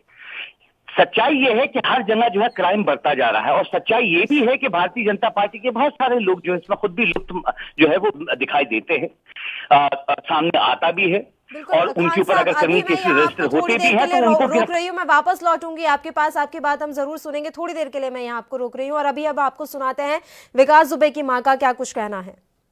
हर साल जाते थे वो, हर साल जाते थे, श्रृंगार कराते थे महाकालेश्वर बाबा। नहीं भैया, उन्हीं ने बचाया है। सरकार से आप क्या चाहती, क्या कार्रवाई चाहती है सरकार से? सरकार तो जो उचित समझे वो करे, हमारे कहने से कुछ नहीं होगा भैया। जो सरकार है इतनी बड़ी सरकार है, उस टाइम पे वो भाजपा में है नहीं, वो सपा में इस टाइम। इस समय सपा में है, समाजवादी पार्टी में। हाँ। आपके हिसाब से क्या करना चाहिए, सरकार को क्या करना चाहिए? हम क्या जाने क्या करना चाहिए, हमें। और इस समय हमारे साथ बीजेपी से कुमार अशोक पांडे जुड़े हुए हैं। उनका आपका स्वागत है कुमार अशोक पांडे, एएनबी न्यूज पर। जी भाई साहब। और इस समय हमारे साथ सैफ खान भी जुड़े हुए हैं, कांग्रेस से प्रवक्ता हैं। पहला सवाल मेरा अशोक पांडे जी से। अशोक पांडे, ये जो गिरफ्तारी हुई है, जो मैनेजमेंट, क्राइम मैनेजमेंट दिख रहा है, इसी क्राइम मैनेजमेंट को तोड़ने के लिए आपको जाना जा रहा था, और वही जो तोड़ने के लिए जाना जा रहा था वही क्राइम मैनेजमेंट कहीं जुड़ता हुआ नजर आ रहा है। आपसे जानना चाहूंगा कि अब इस पर आपकी क्या प्रतिक्रिया है? मुझे लग रहा है कि पूरे वाकये से आप अच्छी तरह वाकिफ हैं और आप ये जान रहे हैं कि 2001 में यह क्रिमिनल पूरी तरह से रजिस्टर्ड और पंजीकृत हुआ। उसके बाद आज पूरे 15 वर्षों तक इसको पाला और पोसा गया। अगर खाकी का और खादी का संगम ना हुआ होता तो ये किसी भी सूरत में आज इस तरह से ये इतना बड़ा दुर्दांत अपराधी नहीं बन पाता। एक शातिर अपराधी जिसको पुलिस अपना जो है वो वारंट इशू कराने जाती है और उसको उस वक्त पर वो वहां से फायर करता है, आगे जेसीबी लगा देता है, बत्ती गायब कर देता है और बेखौफ होकर के 8 पुलिस वालों को मार देता है, तो वह कोई साधारण नहीं है। वो किसी ना किसी बहुत बड़े संरक्षण के तहत उसने ये काम किया है और उसी संरक्षण के तहत माननीय योगी आदित्यनाथ जी की ये पूरी दृढ़ इच्छा थी कि उसको जिंदा पकड़ना है। ठोकना होता तो 7 में ठोकेगा, ये भी ठोक दिया जाता। इसकी सबसे बड़ी चीज यह है कि इसके नेक्सस की तलाश की जाएगी, कौन कौन वो लोग थे। हम लोग तो जानते हैं लेकिन जनता भी जाने। आप पूरी तरह पे देख लीजिए, 2015 में इसकी पत्नी आजीवन सदस्य होती है और वह ज्वाइन करती है समाजवादी पार्टी। कानपुर के किसी भी गली में चले जाइए, कानपुर के प्रत्येक गली में विकास दुबे की फोटो मुलायम सिंह यादव, अखिलेश यादव के साथ देखी जा सकती है। ये मैं नहीं कह रहा हूं, वो फोटो अपने आप बयान करेंगे। शिव कुमार बेरिया कैबिनेट मिनिस्टर थे और सतीश निगम एक जाने माने विधायक अखिलेश यादव के मित्र थे। ये दोनों उसके यहाँ खाना खाने बराबर जाते थे। इसकी एक नहीं 20 फोटो वायरल हो चुकी हैं। तो बहुजन समाज पार्टी के पीरियड में, और ये भी बहुत अपने आप में पर्याप्त है कि 2002 से लेकर के और 2015 तक इसके 2016 तक इसके विरुद्ध कौन सी कार्रवाई की गई, चाहे वो सपा या बसपा। ठीक है, और 2017 के बाद क्या कार्रवाई की गई अशोक पांडे जी? हमने 24 घंटे के अंदर उसका घर नेस्तनाबूद कर दिया, उसके सारे खाते वो तो आपने सीज कर तब दिए। किया ना जब 8 पुलिसकर्मी शहीद हो गए। सर मैं ये पूछ रही हूँ 2017 के बाद क्या कार्रवाई की गई? 2017 के बाद की पहली कार्रवाई मैंने आपको बताई कि जब वहां पर तामील कराने, देखिए कानून अपना काम करता है। मैं आ रही हूँ सर आपके पास, दोबारा लौट रही हूँ। एक सेकंड अशोक पांडे जी, अभी आपको मैं यहाँ रोक रही हूँ, मैं फिर से लौटूंगी आपके पास। मेरा सवाल यही रहेगा। फिलहाल हम आपको सुनाते हैं कि समाजवादी पार्टी के नेता उदयवीर सिंह का क्या कुछ कहना है। उससे पहले लोगों को मालूम था वो कहाँ है, उसे अरेस्ट करने गए थे। गोली चलाने के बाद 5 मिनट में पता लग गया। इसके बावजूद वो वहीं कानपुर पड़ोस में 2 दिन तक रुका। उसके बाद वो यहाँ से ग्वालियर, ग्वालियर से फरीदाबाद, दिल्ली और महाकाल, उज्जैन तक आराम से ट्रेवल किया। वो पूरी उत्तर प्रदेश पुलिस ये दावा करती रही, मुख्यमंत्री के कार्यालय से लेके सारी भाजपा ये दावा करती रही कि सारे टोल नाके बंद हैं, हर जगह पोस्टर लगा दिया गया है, लेकिन वो 50 टोल आराम से घूमते टहलते गया। और जो एक अपराधी चाहता है कि उसकी सुविधा के अनुसार, उसके समय के हिसाब से, उसकी सुविधा की जगह उसकी सरेंडर हो जाए ताकि वो अपने केस को अपने हिसाब से मैनेज कर सके, उसने वो कर लिया। इससे ज़्यादा नाकाम, असफल और मध्य प्रदेश सरकार की मिलीभगत और शर्मनाक घटना कि इस घटना की भी श्रेय लेने की कोशिश मध्य प्रदेश सरकार कर रही है। ऐसा हो नहीं सकता। इसमें बड़े बड़े लोगों का संरक्षण है, वो मिले हुए हैं और समाजवादी पार्टी ने पहले दिन से मांग की है इसकी पूरी जांच होकर सारे कॉल डिटेल्स बाहर होने चाहिए।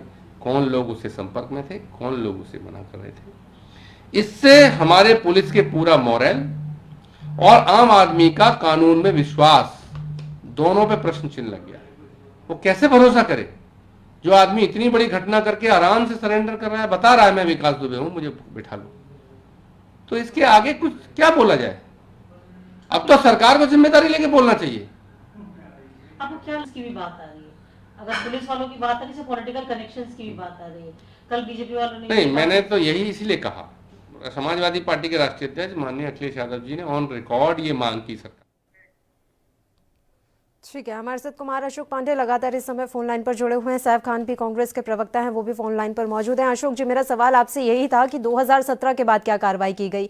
आप आए, आपने बोला कि अब अपराधियों की खैर नहीं, आपने तमाम जो ऑपरेशन है वो चला दिए, मजनू ऑपरेशन और ना जाने कितने ऐसे ऑपरेशन चला दिए, लेकिन विकास दुबे का कहीं कोई नाम नहीं, आखिर क्यों? सबसे पहले यही सवाल तो आपको बताना चाह रहा हूँ। सबसे पहले तो मैं समाजवादी पार्टी के प्रवक्ता का जवाब देना चाहूंगा कि आज समाचार पत्रों के और समाचार चैनलों के माध्यम से ये जनता समझ चुकी है किसका क्या नेक्सस था, किसका क्या नेक्सस है और कौन क्या काम कर रहा है। ये मुझे बताने की आवश्यकता नहीं है।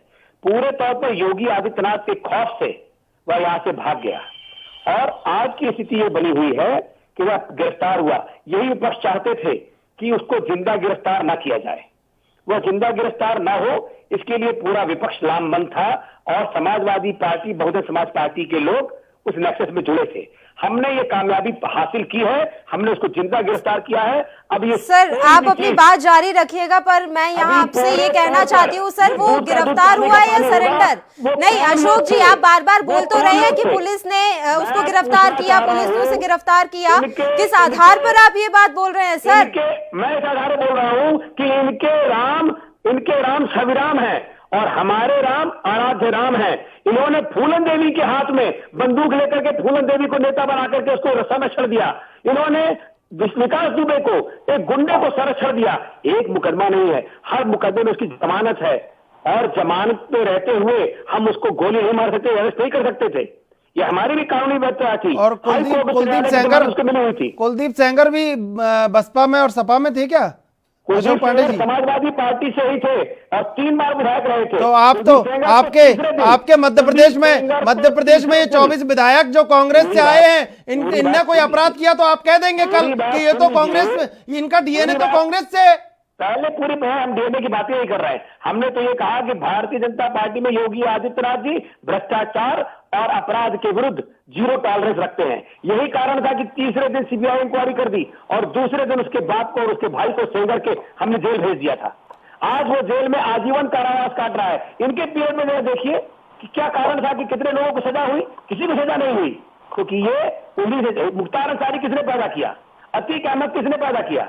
मौका मैं जानना चाह रहा हूं, मुझे बताइए मुख्तार अंसारी किसने पैदा किया? उससे बड़ा साम्राज्य किसका है? विजय सिंह किसने पैदा किया? कांग्रेस के प्रवक्ता जुड़े हुए हैं, उनसे भी जान लेते हैं। आपका जो स्पष्टीकरण है उनसे भी जान लेते हैं। सैफ खान, ये जो भारतीय जनता पार्टी के प्रतिनिधि और प्रवक्ता यहाँ पे हैं, जो अभी योगी जी की तारीफ कर रहे थे, बताएं योगी जी पे कितने क्रिमिनल केस रजिस्टर हैं? जरा ये सामने लेके आए कि लोकसभा में जो है एडीआर की रिपोर्ट क्या कहती है इनके भारतीय जनता पार्टी के क्रिमिनल रिकॉर्ड के बारे में। 77%। क्या जरा ये बताएं कि उत्तर प्रदेश के जो योगी आदित्यनाथ जी हैं कि उन्होंने जो है अपने ऊपर से क्रिमिनल केसेस जो है हटवाने के लिए क्या कोशिश नहीं की थी? जो सामने बैठ के अशोक जी यहाँ पे जो है अपने भाषण मत दीजिए। सच्चाई ये है कि भारतीय जनता पार्टी और उनके प्रवक्ता और यहाँ तक कि हमारे देश के होम मिनिस्टर 3 महीने मर्डर केस में जेल में रह के आ चुके हैं। इससे बड़ी और क्या सच्चाई देंगे आप? जो है ये सब जनता देख रही है और देते हैं सामने आपके भाषण बैठ के कि जो है हमने क्राइम जो है सही कर दिया। उत्तर प्रदेश के हालात देखे ना, उससे क्राइम रिकॉर्ड 0 थे। ये प्रवक्ता यहाँ पे बैठते हैं, यहाँ पे 45% क्राइम बढ़ गया उत्तर प्रदेश में, 23% क्राइम महिलाओं के खिलाफ बढ़ चुका है, उत्पीड़न बढ़ चुकी है। क्या शर्म नहीं आती है आपको जो झूठे वादे वोट से आप आए थे यहाँ पे? क्या पुलिस प्रशासन मजबूत करेंगे? पकड़ लिया गया है कि विकास दुबे पकड़ लिया गया है तो वो उसने पकड़ लिया गया नहीं, उसने सरेंडर किया है। पकड़ा नहीं है, उसने सरेंडर करवा किया है।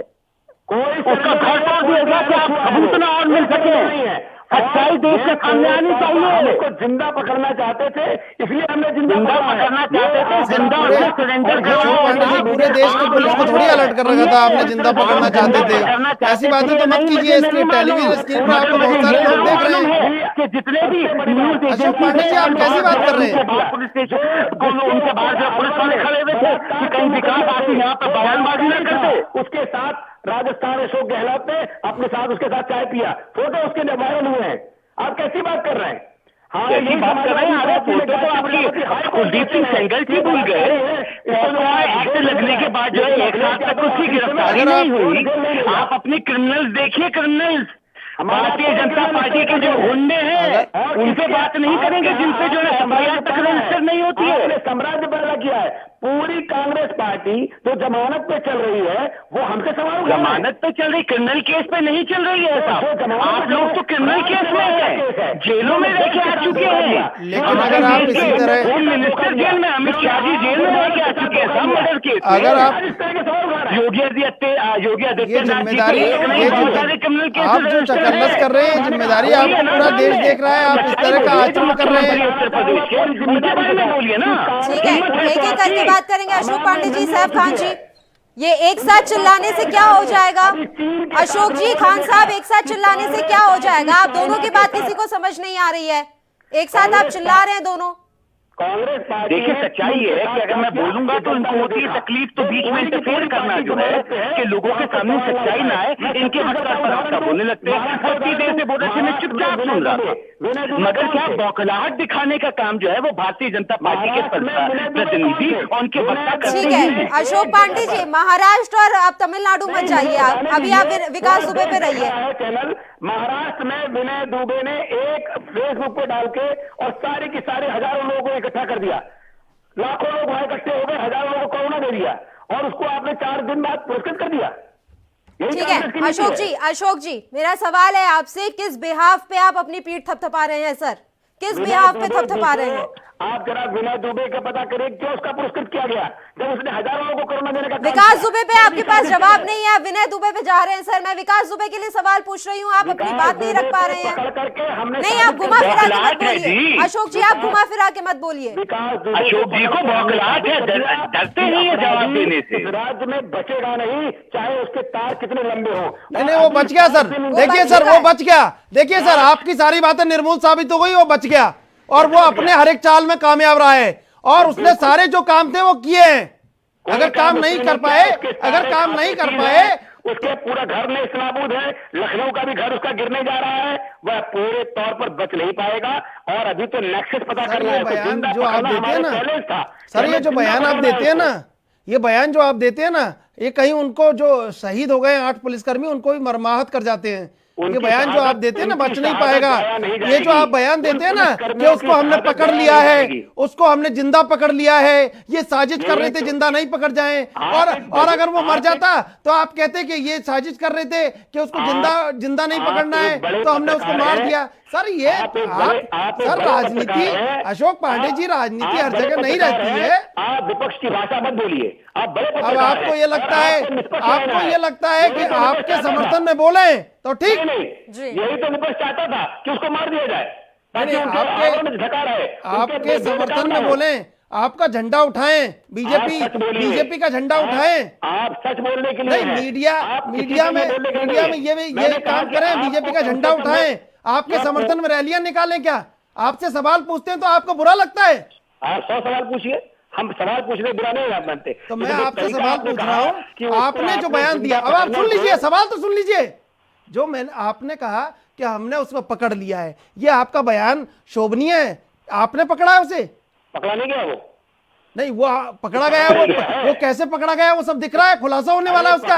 वो पकड़ा गया है कि नहीं? हमको कैसे पकड़ा गया है? हम उसको जिंदा पकड़ना चाहते थे, हम उसको मारना नहीं चाहते, मतलब छिप के कहीं मार देते उसको। अशोक पांडे जी, आपको धन्य है, आप समझ नहीं पाते हैं, आप अपने बयान पर रहते हैं। मैं ये पूछ रहा हूँ कैसे पकड़ा गया है? अरे भैया तो आप बताइए ना कैसे पकड़ा गया कि नहीं पकड़ा गया? उसके पकड़े जाने का खुलासा भी होने वाला है, अब होगा नहीं होगा ये नहीं पता है। संविधान का काम संविधान के तरीके से ही होता है। कानून के हाथ बहुत लंबे हैं, कानून उसको बख्शने वाला नहीं है। वो कानून तो नहीं बख्शने वाला, लेकिन गणतंत्र के आगे गणतंत्र जिस तरह हावी है ना, ये देखने वाली बात है।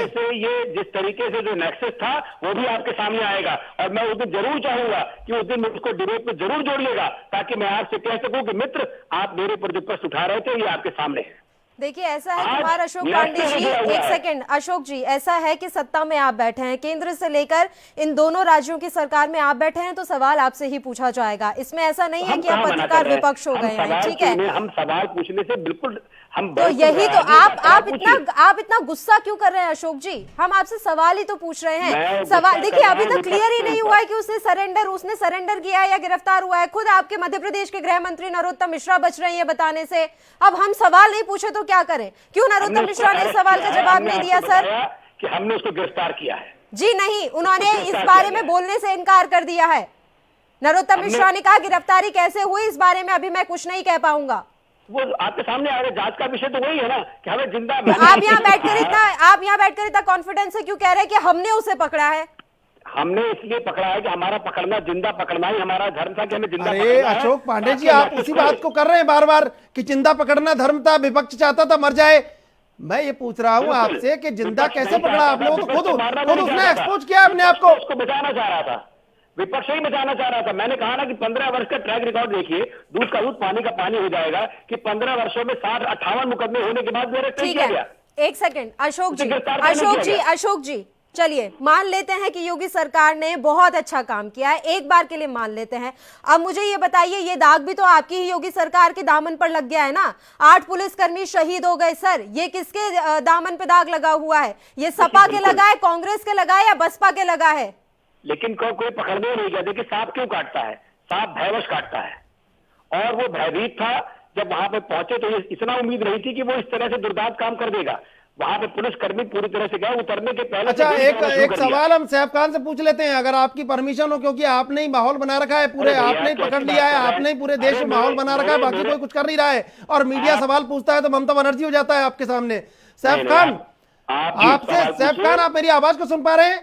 बिल्कुल सुन पा रहा हूं। सैफ खान, तमाम जो कुछ भी होता है वो बीजेपी अपना क्रेडिट उस पर कहीं इशू कर देती है। मैं आपसे पूछना चाहता हूं कि ये उत्तर प्रदेश की पुलिस की नाकामी है, ये कहीं सरकार में जो एक अपराध को जड़ से उखाड़ के फेंकने की जो एक बात कही जा रही थी, उस पर कहीं कुठाराघात, कहीं प्रहार नहीं है विकास दुबे? देखिए सच्चाई ये है, आपको फिर बताता हूँ। ये बीच में मुझे कृपया जो है 1 मिनट का टाइम दे दें। बीच में इंटरफेयर करेंगे तो उनकी बौखलाहट जो है सामने नजर आती है। उत्तर प्रदेश में मैंने आपको बताया नेशनल क्राइम रिकॉर्ड ब्यूरो का कि क्राइम बढ़ चुका है। उत्तर प्रदेश में लगातार मर्डर केसेस बढ़ चुके हैं, किडनैपिंग्स बढ़ चुकी हैं, एक्सटॉर्शंस बढ़ चुके हैं, रेप बढ़ चुके हैं। ये सब भारतीय जनता पार्टी के टेन्योर में हो रहा है। और ये सरकार जो है, आप दिल्ली में प्रशासन देखें, पुलिस का प्रशासन जो है वो भी भारतीय जनता पार्टी के होम मिनिस्ट्री के अंडर आता है। वहां पे भी दुकानें जली, वहां पे भी 40 लोग मरे। लगातार उत्तर प्रदेश में हम लगातार पुलिस वालों को मरते हुए देख रहे हैं। लगातार एक किस्में नहीं कि जीप में मार दिया गया था उल्टा करके जो है पुलिस वाले को। ये क्यों बोल रहे हैं? ये भी जो वो है, ये दाग जो है, ये सच्चाई है। ये भारतीय जनता पार्टी के सिर्फ ये इनके वक्ता और प्रवक्ता ये तक तो जानते नहीं कि वो उसने विकास ने सरेंडर किया है, और यहाँ पे चरण पे आके कह रहे हैं कि साहब हमें जिंदा पकड़ने का, हमें तो वो था कि हमें तो जिंदा पकड़ना था। भाई मैं बताना चाहता हूं इन प्रवक्ता और वक्ता को जो जानकारी नहीं रखते कि उसने सरेंडर किया है, आपने पकड़ा नहीं है, वो खुद आके सरेंडर किया है। तो ये आपकी कामयाबी नहीं है, उसने खुद ने सरेंडर किया है। और जो वो चाहता था, जिस प्लानिंग से चाहता था, उसे वैसे किया। आपकी सरकार ने सुन लीजिए, क्या बीच में शुरू हो गए? वो झूठ बोलने के लिए बीच में शुरू बौखलाहट दिखा दी आपने, बौखलाहट दिखा दी बीच में बोल के। मैं आपकी बात सुन रहा था, इतना मत घबरा के दिखाइए। सच्चाई ये है। देखिए अशोक जी, अगर हमने उन्हें यहाँ बुलाया है तो उनकी बात भी हमें सुननी होगी। आप सुनिए, लेकिन मैं उनका भाषण नहीं सुनूंगा, वो अपनी बात कहे। नहीं, आपका भाषण हम सुन रहे थे, 5 मिनट से आप बोल रहे थे, तो उनके सवाल तो सुन लें, जवाब तो। आपको भाषण लगता है 80% संगठित अपराध में कमी आई है। आप असंगठित अपराध को, संगठित अपराध को एक किसमें कमी आई है? कौन से रिकॉर्ड के लिहाज से बनेगी? अच्छा, कौन से रिकॉर्ड के लिहाज से? कौन से रिकॉर्ड के लिहाज से 80% कमी आई है? कहां पे? कौन सा रिकॉर्ड है ये? मैं आपको, आप देखिए ना, मैं बताऊं आपको, सुनिए, झूठ मत बोलिए चैनल पे, जानकारी लेके बात करिए। नेशनल क्राइम रिकॉर्ड ब्यूरो के लिहाज से बोल रहा हूं, मैं स्टेट क्राइम रिकॉर्ड ब्यूरो के लिहाज से बोल रहा हूं कि 45% क्राइम बढ़ गया है, 23% क्राइम जो है महिला के खिलाफ बढ़ चुका है। ये सच्चाई है। आपका स्टेट क्राइम रिकॉर्ड ब्यूरो कह रहा है ये संगठित अपराध। आपने अब जो मुझे आंकड़े बताए हैं, जो आप बोल रहे हैं, वो कहां से है? कहां से जानकारी ली आप? बच्चे बताने रोक दिए हैं। अशोक पांडे जानकारी कहां से कर रहे हैं? अशोक पांडे मैं आपसे पूछ रहा हूं, अशोक पांडे जी, मेरा आपसे बड़ा अशोक पांडे जी, बड़ा अनुरोध है आपसे। टेलीविजन स्क्रीन पर पूरा देश आपको देख रहा है, सवाल सुन लीजिए, वो जवाब दे रहे हैं, आप विरोध करने की पूरी जो आपकी क्षमता है उससे विरोध कीजिएगा, लेकिन उनका सवाल जवाब सुन तो लीजिए, क्या कह रहे हैं वो, बोलिए सैफ खान। मैं तो बस ये हाथ जोड़ के वो करता हूँ। नहीं, हाथ मत जोड़िए, आप सवाल बता दीजिए जवाब। ये रिकॉर्ड कहाँ से लेके आए हैं, मुझे बस ये बता दें और देश को ये बता दें बस जो है। ठीक है, मैं जो रिकॉर्ड बोल रहा हूँ वो नेशनल क्राइम रिकॉर्ड ब्यूरो के लिहाज से बोल रहा हूँ, state Uttar Pradesh crime record bureau के लिहाज से बोल रहा हूँ, ये स्टेट क्राइम रिकॉर्ड ब्यूरो के आंकड़े। अब मुझे ये अपना देश को साफ साफ ये बताएंगे, जो आप बोल रहे थे कि क्राइम घटा है, ये कौन सी रिकॉर्ड के लिहाज से बोल रहे थे, बोलिए साहब।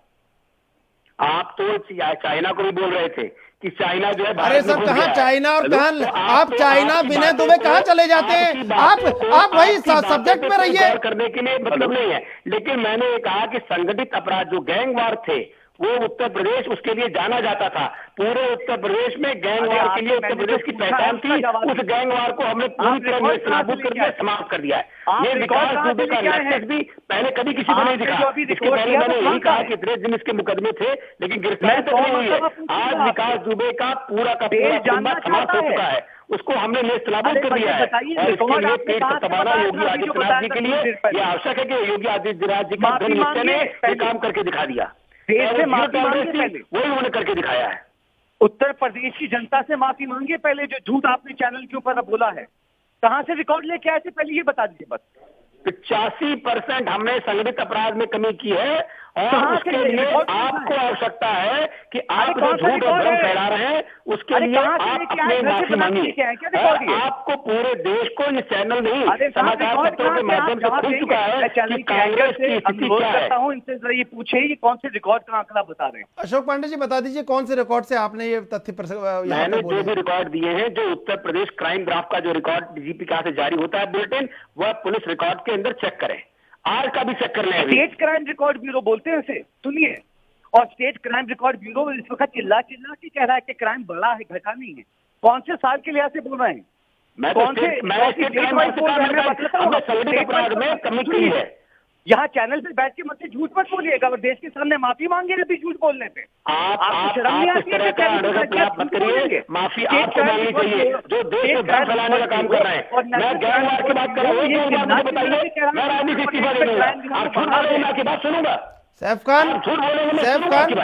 खान कह रहे हैं वो राजनीति से इस्तीफा दे दूंगा अगर झूठ बोल रहा हूँ तो। अगर आप बताइए, आप झूठ बोलने के लिए बैठे यहाँ पर, आप वो कोरोना फैलाते हैं, आप मुझे फैलाते हैं और उसके बाद जनता से आग मिला के बात करेंगे, उससे आप इस तरह से कहेंगे कि आप इस्तीफा दीजिए। आप माफी मांगिए अभी, झूठ बोलने की मांगिए और कांग्रेस को नेस्तनाबूद करके जगह लेंगे, कांग्रेस यहाँ पर दिवाले होकर बाहर निकल जाएगी। अनुरोध करूंगा, आप सर से बहुत ऊपर हो चुके हैं, आप सर से बहुत जनता समझ चुकी है, फिर भी आपने झूठ और फरेब में कमी आ रही है। संगठित अपराध को आप एक स्थिति में जोड़ रहे हैं, आप संगठित अपराध का बात ही नहीं जानते हैं। सुन लीजिए, मैंने आपका एक बयान कराया, बताइए मुझे, एक बंदा बताइए, 365 घटने होते थे उत्तर प्रदेश 5 साल के भीतर, एक बंदा बताइए मुझे। पता कर लेते हैं आपकी आवाज अगर आप एक तथ्य बोलेंगे तो लोग दर्शक सुन लेंगे, आपकी आवाज अगर आप इस तरह चकल्लस करेंगे तो कोई नहीं सुन पाएगा। मेरा सवाल, उनको रोकिए, वो झूठ पे झूठ बोले चले जा रहे हैं। कौन झूठ चैलेंज कर रहा हूँ, एक दंगा बता दीजिए उत्तर प्रदेश में, दंगे 1300-1200 दंगे होते थे उत्तर प्रदेश में, चाहे सपा की सरकार हो, बसपा की सरकार में अगर देखिए तो बसपा की सरकार में 546 दंगे हुए, आपके पत्रकार मारे जा रहे थे। अब अशोक पांडे जी आप सुनते नहीं है, एक तो अगर हम रोकेंगे आपको तो आप फिर कह देंगे विपक्ष की भाषा बोल रहे हैं। उसका आंकड़ा रखना है, मैंने आपसे ये नहीं कहा विपक्ष की भाषा बोल रहे हैं। तो अब उनको सुन तो लो, अब सुन तो लीजिए उनको क्या कहना चाह रहे हैं, वो सुन तो लीजिए क्या कहना चाह रहे हैं, फिर आप उसका जो प्रत्युत्तर है वो दीजिएगा। बिल्कुल सैफ खान आप 3 आंकड़े बता दीजिए जिसका जवाब मैं अशोक पांडे से ले सकूं, तीन ऐसे सवाल। मैं ये चाहूंगा कि पहला सवाल, ये जो अभी दंगों की बात कर रहे थे, यूनियन हंसराज जो है, जो मिनिस्टर रहे हैं, उन्होंने पार्लियामेंट में दंगों का कितना रिकॉर्ड सबमिट किया था, पहला वो कितना था। दूसरी बात जो है स्टेट क्राइम रिकॉर्ड ब्यूरो डेट वही जो है वो ये बताएं तो अभी जो सामने बैठ के झूठ बोल रहे हैं। अभी मैं आपसे अनुरोध करता हूं कि चैनल पर गूगल खोल के इनको सिर्फ ये state crime record bureau state crime record बार बार रख रहे हैं। मैं आपसे बार बार समझा रहा हूँ कि दो तरह का क्राइम होता है, संगठित अपराध और असंगठित अपराध। एक होता है जो संगठित अपराध में हमने 85% कमी ली है। आप अपने झूठ को छिपाने की कोशिश मत करिए। आप झूठ बोल करके बेनकाब हो चुके हैं। मैं झूठ पे झूठ बोले जा रहे हैं। मैं आपके सवाल का जवाब देने के लिए नहीं बैठा हूँ, आपका प्रश्न का उत्तर हम देने के लिए नहीं बैठे हैं। सुन लीजिए, आपने जो अभी मुझे बताया झूठ पे झूठ बोल रहे हैं। आपको शर्म आनी चाहिए कि इतने बड़े चैनल में बैठ करके आप इतनी गंदी बात कर रहे हैं, झूठ फैला रहे हैं, आप स्टेट को बदनाम करने की कोशिश कर रहे हैं। मैं दिखा देता हूँ। पूरे देश ने देखा है कि कोरोना आपने कितनी गंदगी से फैलाया है, कितनी गंदगी की आपने पूरे समाज के साथ। उसके बाद भी आपकी हिम्मत है कि आप इस तरह की बात करेंगे, झूठ बोलेंगे। देखिए ये भाषण अपने ना घर पे जाके बच्चों को सुनाइएगा। संगठित अपराध की बात करने के बजाय असंगठित अपराध को ऐसे श्रेणी में ले रहे हैं। यूनियन हंसराज ने राइट के दंगों की कितना रिकॉर्ड रखा था पार्लियामेंट में? मैंने आपसे सवाल को पूछा के जवाब दीजिए कि आप मुझे 2 महीने बताइए, मंत्री मुझे बताइए कि संगठित अपराध में यहाँ क्या हुआ है। मैं इस्तीफा देने को तैयार हूँ, मैं इस्तीफा देने को तैयार हूँ। अगर आप गलत बात बताइए तो बड़े योगी आदित्यनाथ के आने के बाद आप वही लोग हैं कि जब 1400 लोग, जब यहाँ पर बराबर लोगों का एनकाउंटर हो रहा था, सफाई चल रही थी, तो आप लोगों ने पूरा आसमान सब उठा रखा था। आप लोग किसी को भी कार्य नहीं करने दे रहे थे। पूरे के पूरे चैनल पे खाली एक ही काम था कि इसको रोका जाए, इसको रोका जाए। और आज आप लोग दूसरे की बात कर रहे हैं। आपके सवाल का जवाब देने के लिए बाध्य नहीं हूं मैं। अशोक पांडे, देने के लिए कहूंगा। अशोक पांडे मेरी बात सुन लीजिए आप। जब यहाँ पर अशोक पांडे जी सफाई कार्यक्रम चल रहा था तब ये लोग किस तरह हल्ला मचा रहे थे, जरा एक बार आप भी बोल दीजिए पत्रकार महोदय। ठीक है, आप दोनों इस बात को अभी यहीं खत्म कर दीजिए, क्योंकि जिस तरह से आप दोनों एक दूसरे के पीछे कंपैरिजन करने में लगे हुए हैं सर, पूरी शाम निकल जाएगी एक दूसरे को सही और गलत साबित करते हुए। हम विकास दुबे पर बात कर लेते हैं। अशोक जी, खान साहब, हम विकास दुबे पर बात कर लेते हैं सर। दोनों के कार्यकाल को अगर कंपेयर करने यहाँ बैठ गए तो पूरी शाम निकल जाएगी। हम किसी को सही गलत साबित करने के लिए यहाँ नहीं आए हैं। विकास दुबे पर बात कर लेते हैं। झूठ पे झूठ बोल रहे हैं और आपका चैनल उसको दिखा रहा है। मुझे इसकी सफाई भी नहीं। हमारा चैनल आपको भी दिखा रहा है अशोक पांडे जी। आपकी बात क्या नहीं सुनी जा रही है अशोक जी? आपका फेडर डाउन नहीं किया गया है। आपकी आवाज भी उतनी तेज आ रही है जितनी उनकी तेज आ रही है। आप क्या आरोप नहीं लगा सकते चैनल पे, और आपके जस्टिफिकेशन की जरूरत नहीं है हमें। हम आपसे सवाल कर रहे हैं, उनसे सवाल कर रहे हैं, आप बीच में बोलते हैं तब भी हम रोकते हैं, नहीं रोकते तो आपको रोकते हैं तो आप कहते हैं विपक्ष की भूमिका निभा रहे हैं। सही अगर वो सवाल कर रहे हैं जवाब दे दीजिए उनका। मैंने जवाब तो दे दिया, मैंने पूछा तो उन्होंने क्यों नहीं जवाब दिया इस बात का? अब सुन लीजिए, एक सवाल सैफ खान आपसे पूछेंगे, उसका जवाब दे दीजिएगा, बीच में मत बोलिएगा। आपका जो प्रश्न होगा उसका उत्तर दूंगा। मैं शोएब खान के लिए यहाँ नहीं बैठा हूँ, और शोएब खान के बेनकाब है, कांग्रेस बेनकाब है। मैं कांग्रेस के किसी प्रश्न का उत्तर नहीं दूंगा। विपक्ष में जो सवाल होगा उसका जवाब है, सत्ता पक्ष में सवाल करिए। अशोक पांडे जी, आप सत्ता पक्ष में बैठे हैं, आपको तो विनम्र होना आवश्यक है। मैं बहुत विनम्र हूँ, लेकिन मैं शोएब जैसे लेकिन ये विनम्रता तो आपकी उठाते हैं, वो जो संगठित अपराध और असंगठित अपराध को एक श्रेणी में खड़ा करते हैं, मैं ऐसे लोगों से बात नहीं कर सकता। लेकिन अशोक पांडे जी, ये विनम्रता आपकी दिख रही है। आप इतना, ये विनम्रता है या उग्रता है? आप तो खुद तय कर लीजिए। इतना ये उग्र, ये आपकी उग्रता है, विनम्रता है? ये पूरे तौर पर पूरे देश ने इनकी हरकतों को देखा है, तो मैं इनकी साजिश में कतई इनके साथ बात करने के लिए बाध्य नहीं हूं। अच्छा ठीक है, पहले अपने मैडम से पूछे, अच्छा ठीक है, से पूछे, प्रियंका वाड्रा से पूछे कि सब के सब लोगों का क्या हाल है, और ये कह रहे हैं वो क्राइम नहीं है। अच्छा ठीक है, जमानत पर है, वो क्राइम नहीं है। ठीक है, आप कांग्रेस का सवाल का जवाब अगर नहीं देंगे, अगर आप कांग्रेस के सवाल का जवाब नहीं देंगे जैसा आप कह रहे हैं, तो फिर ये राजनीतिक शिष्टाचार नहीं है अशोक पांडे जी। मैं कांग्रेस को सवाल का जवाब देने के लिए लोकसभा बनी हुई है, मैं आपके सवाल का जवाब देने के लिए चैनल पे आया। अच्छा, मैं आपसे पूछना चाहता हूँ, अब मैं आपसे मेरा सवाल सुन लीजिए। बैठ करके आंख मारेंगे और बाहर आके सवाल उठाएंगे। सर, अब आप व्यक्तिगत टिप्पणी पर क्यों आ रहे हैं अशोक जी? जब अब हम सवाल पूछ रहे हैं तो हमारा सवाल तो सुन लीजिए।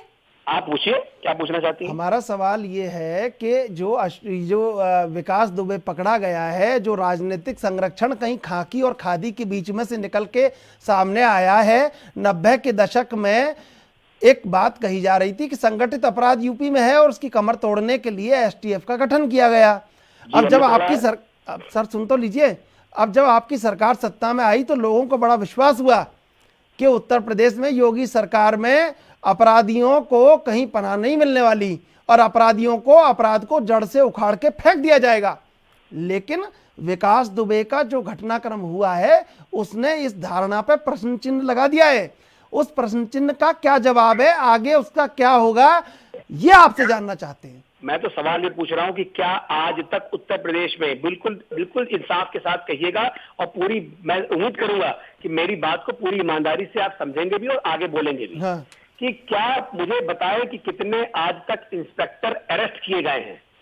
हम आपको बताते हैं कि अब तक 900 कुछ इंस्पेक्टर्स को हम जेल भेज चुके हैं और उसमें पूरा का पूरा थाना हमने निलंबित भी किया है और पूरे तौर पर 3 DIGs को हमने जांच के घेरे में लिया है। 10 टीमें हमने खाली जांच के लिए लगाई हैं, 1 टीम लगा करके हम लिपापोती नहीं कर रहे हैं। जब इसकी जांचें बराबर ट्रांसफर पे ट्रांसफर हो रही थी, आज तक ये अरेस्ट नहीं हुआ कभी। 2001 में अरेस्ट हुआ और जमानत पे बाहर आया।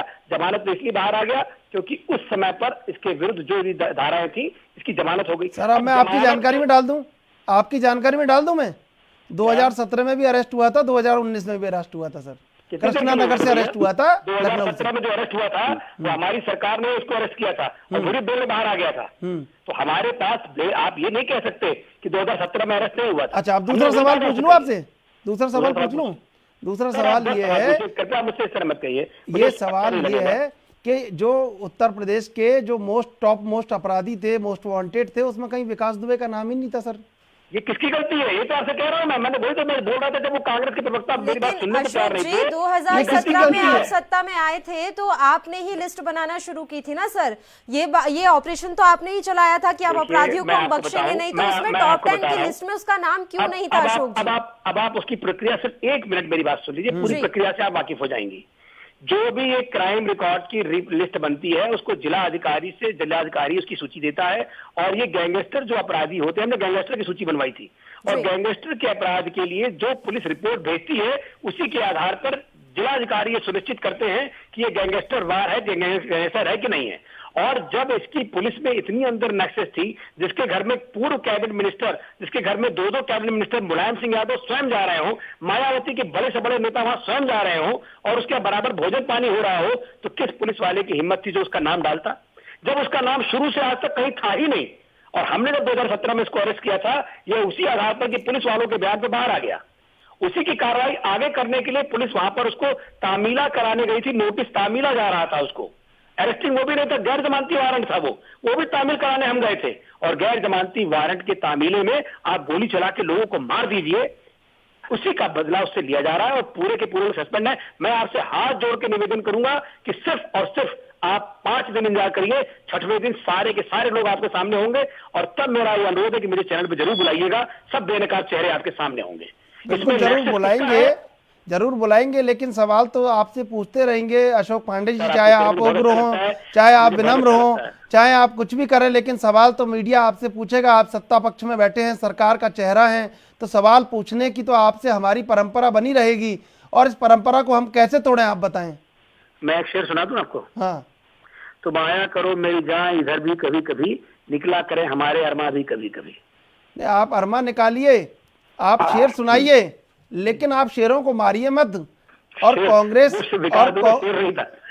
आपसे सवाल कर रही है, कांग्रेस का टाइगर आपके यहाँ आ गया है और कहीं सवाल कर रही है, सत्ता पक्ष को सवाल का जवाब देना चाहिए। कांग्रेस को मैं जवाब इसलिए नहीं, मैंने कहा वो अगर वो सही बात कर रहे होते मित्र, मैं हर बात का उनके उत्तर देता, मैं उसके लिए बाध्य हूँ कि वो प्रश्न करें, मैं उनको उत्तर दूं। सही बात है, मुझे अब मैं सैफ खान से इसी परंपरा का निर्वहन करते हुए सैफ खान से एक दो सवाल कर लूं, अगर आपकी इजाजत हो तो, क्योंकि आप गुस्सा होंगे।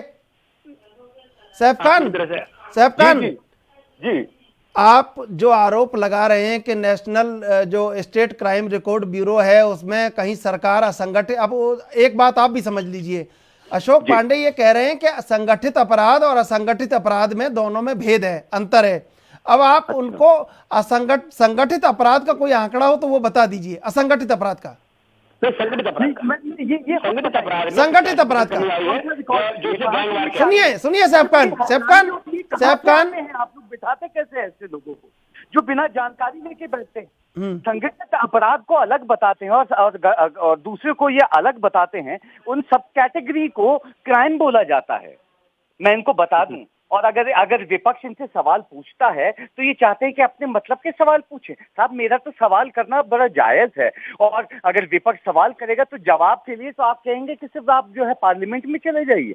पार्लियामेंट में भी पूछा गया आपसे, विधानसभा में भी पूछा गया आपसे। मैं ये बताना चाहता हूं कि क्राइम रिकॉर्ड क्या है, क्राइम क्यों बढ़ रहा है। जो विधानसभा स्थगित भी की गई जो है इसी की वजह से कि वहां पे हंगामा हुआ था, तब भी आपने नहीं बोला था। कब स्थगित हुई थी? इसमें हंगामा क्राइम का था क्या? आपका हंगामा था कि जो लोग ठोके जा रहे हैं, ये कांग्रेस और समाजवादी पार्टी ने, मैंने कहा आप झूठ पे झूठ बोल के बात को घुमा रहे हैं और समाज भी लोगों का नष्ट कर रहा है। वो लोग इस बात पे हंगामा कर रहे थे और वो लोग सुप्रीम कोर्ट, हाई कोर्ट जाने की धमकी दे रहे थे कि जो लोग मारे जा रहे हैं, जिन लोगों को प्रचार के नाम पर ठोका जा रहा है, उसको बंद किया जाए। विधानसभा इसलिए स्थगित हुई थी। आप फिर दरियाफ्त कर लीजिए, पूरी जांच कर लीजिए, मुतमईन होकर के सवाल उठाइए। आप सुन लीजिए, मुतमईन की बात नहीं है, मैं आपको बताता हूँ। मैं भारतीय जनता पार्टी का प्रवक्ता हूँ, मैं कोई अलग बात नहीं कर रहा हूँ आपसे। सुनिए, आपसे अगर आप कोई सच्चाई पूछता है तो आपको बड़ी तकलीफ होती है, शर्म आनी चाहिए। आप झूठ पे झूठ बोल रहे हैं। कौन से क्राइम का विषय है? आप नहीं भाई, लोग ठोके क्यों जा रहे हैं, लोग मारे क्यों जा रहे हैं? ये समाजवादी पार्टी, बहुजन समाज पार्टी और कांग्रेस तीनों ने मिलकर के ऐसे बहिर्गमन किया था, तब जाके तब भी हमने विधानसभा स्थगित नहीं की, हम विधानसभा चलाते रहे थे। सवाल नहीं कर सकता तो आप जनता से क्या सवाल लेंगे? मैं आपकी आवाज नहीं आ रही है। सवाल पर आके बोल।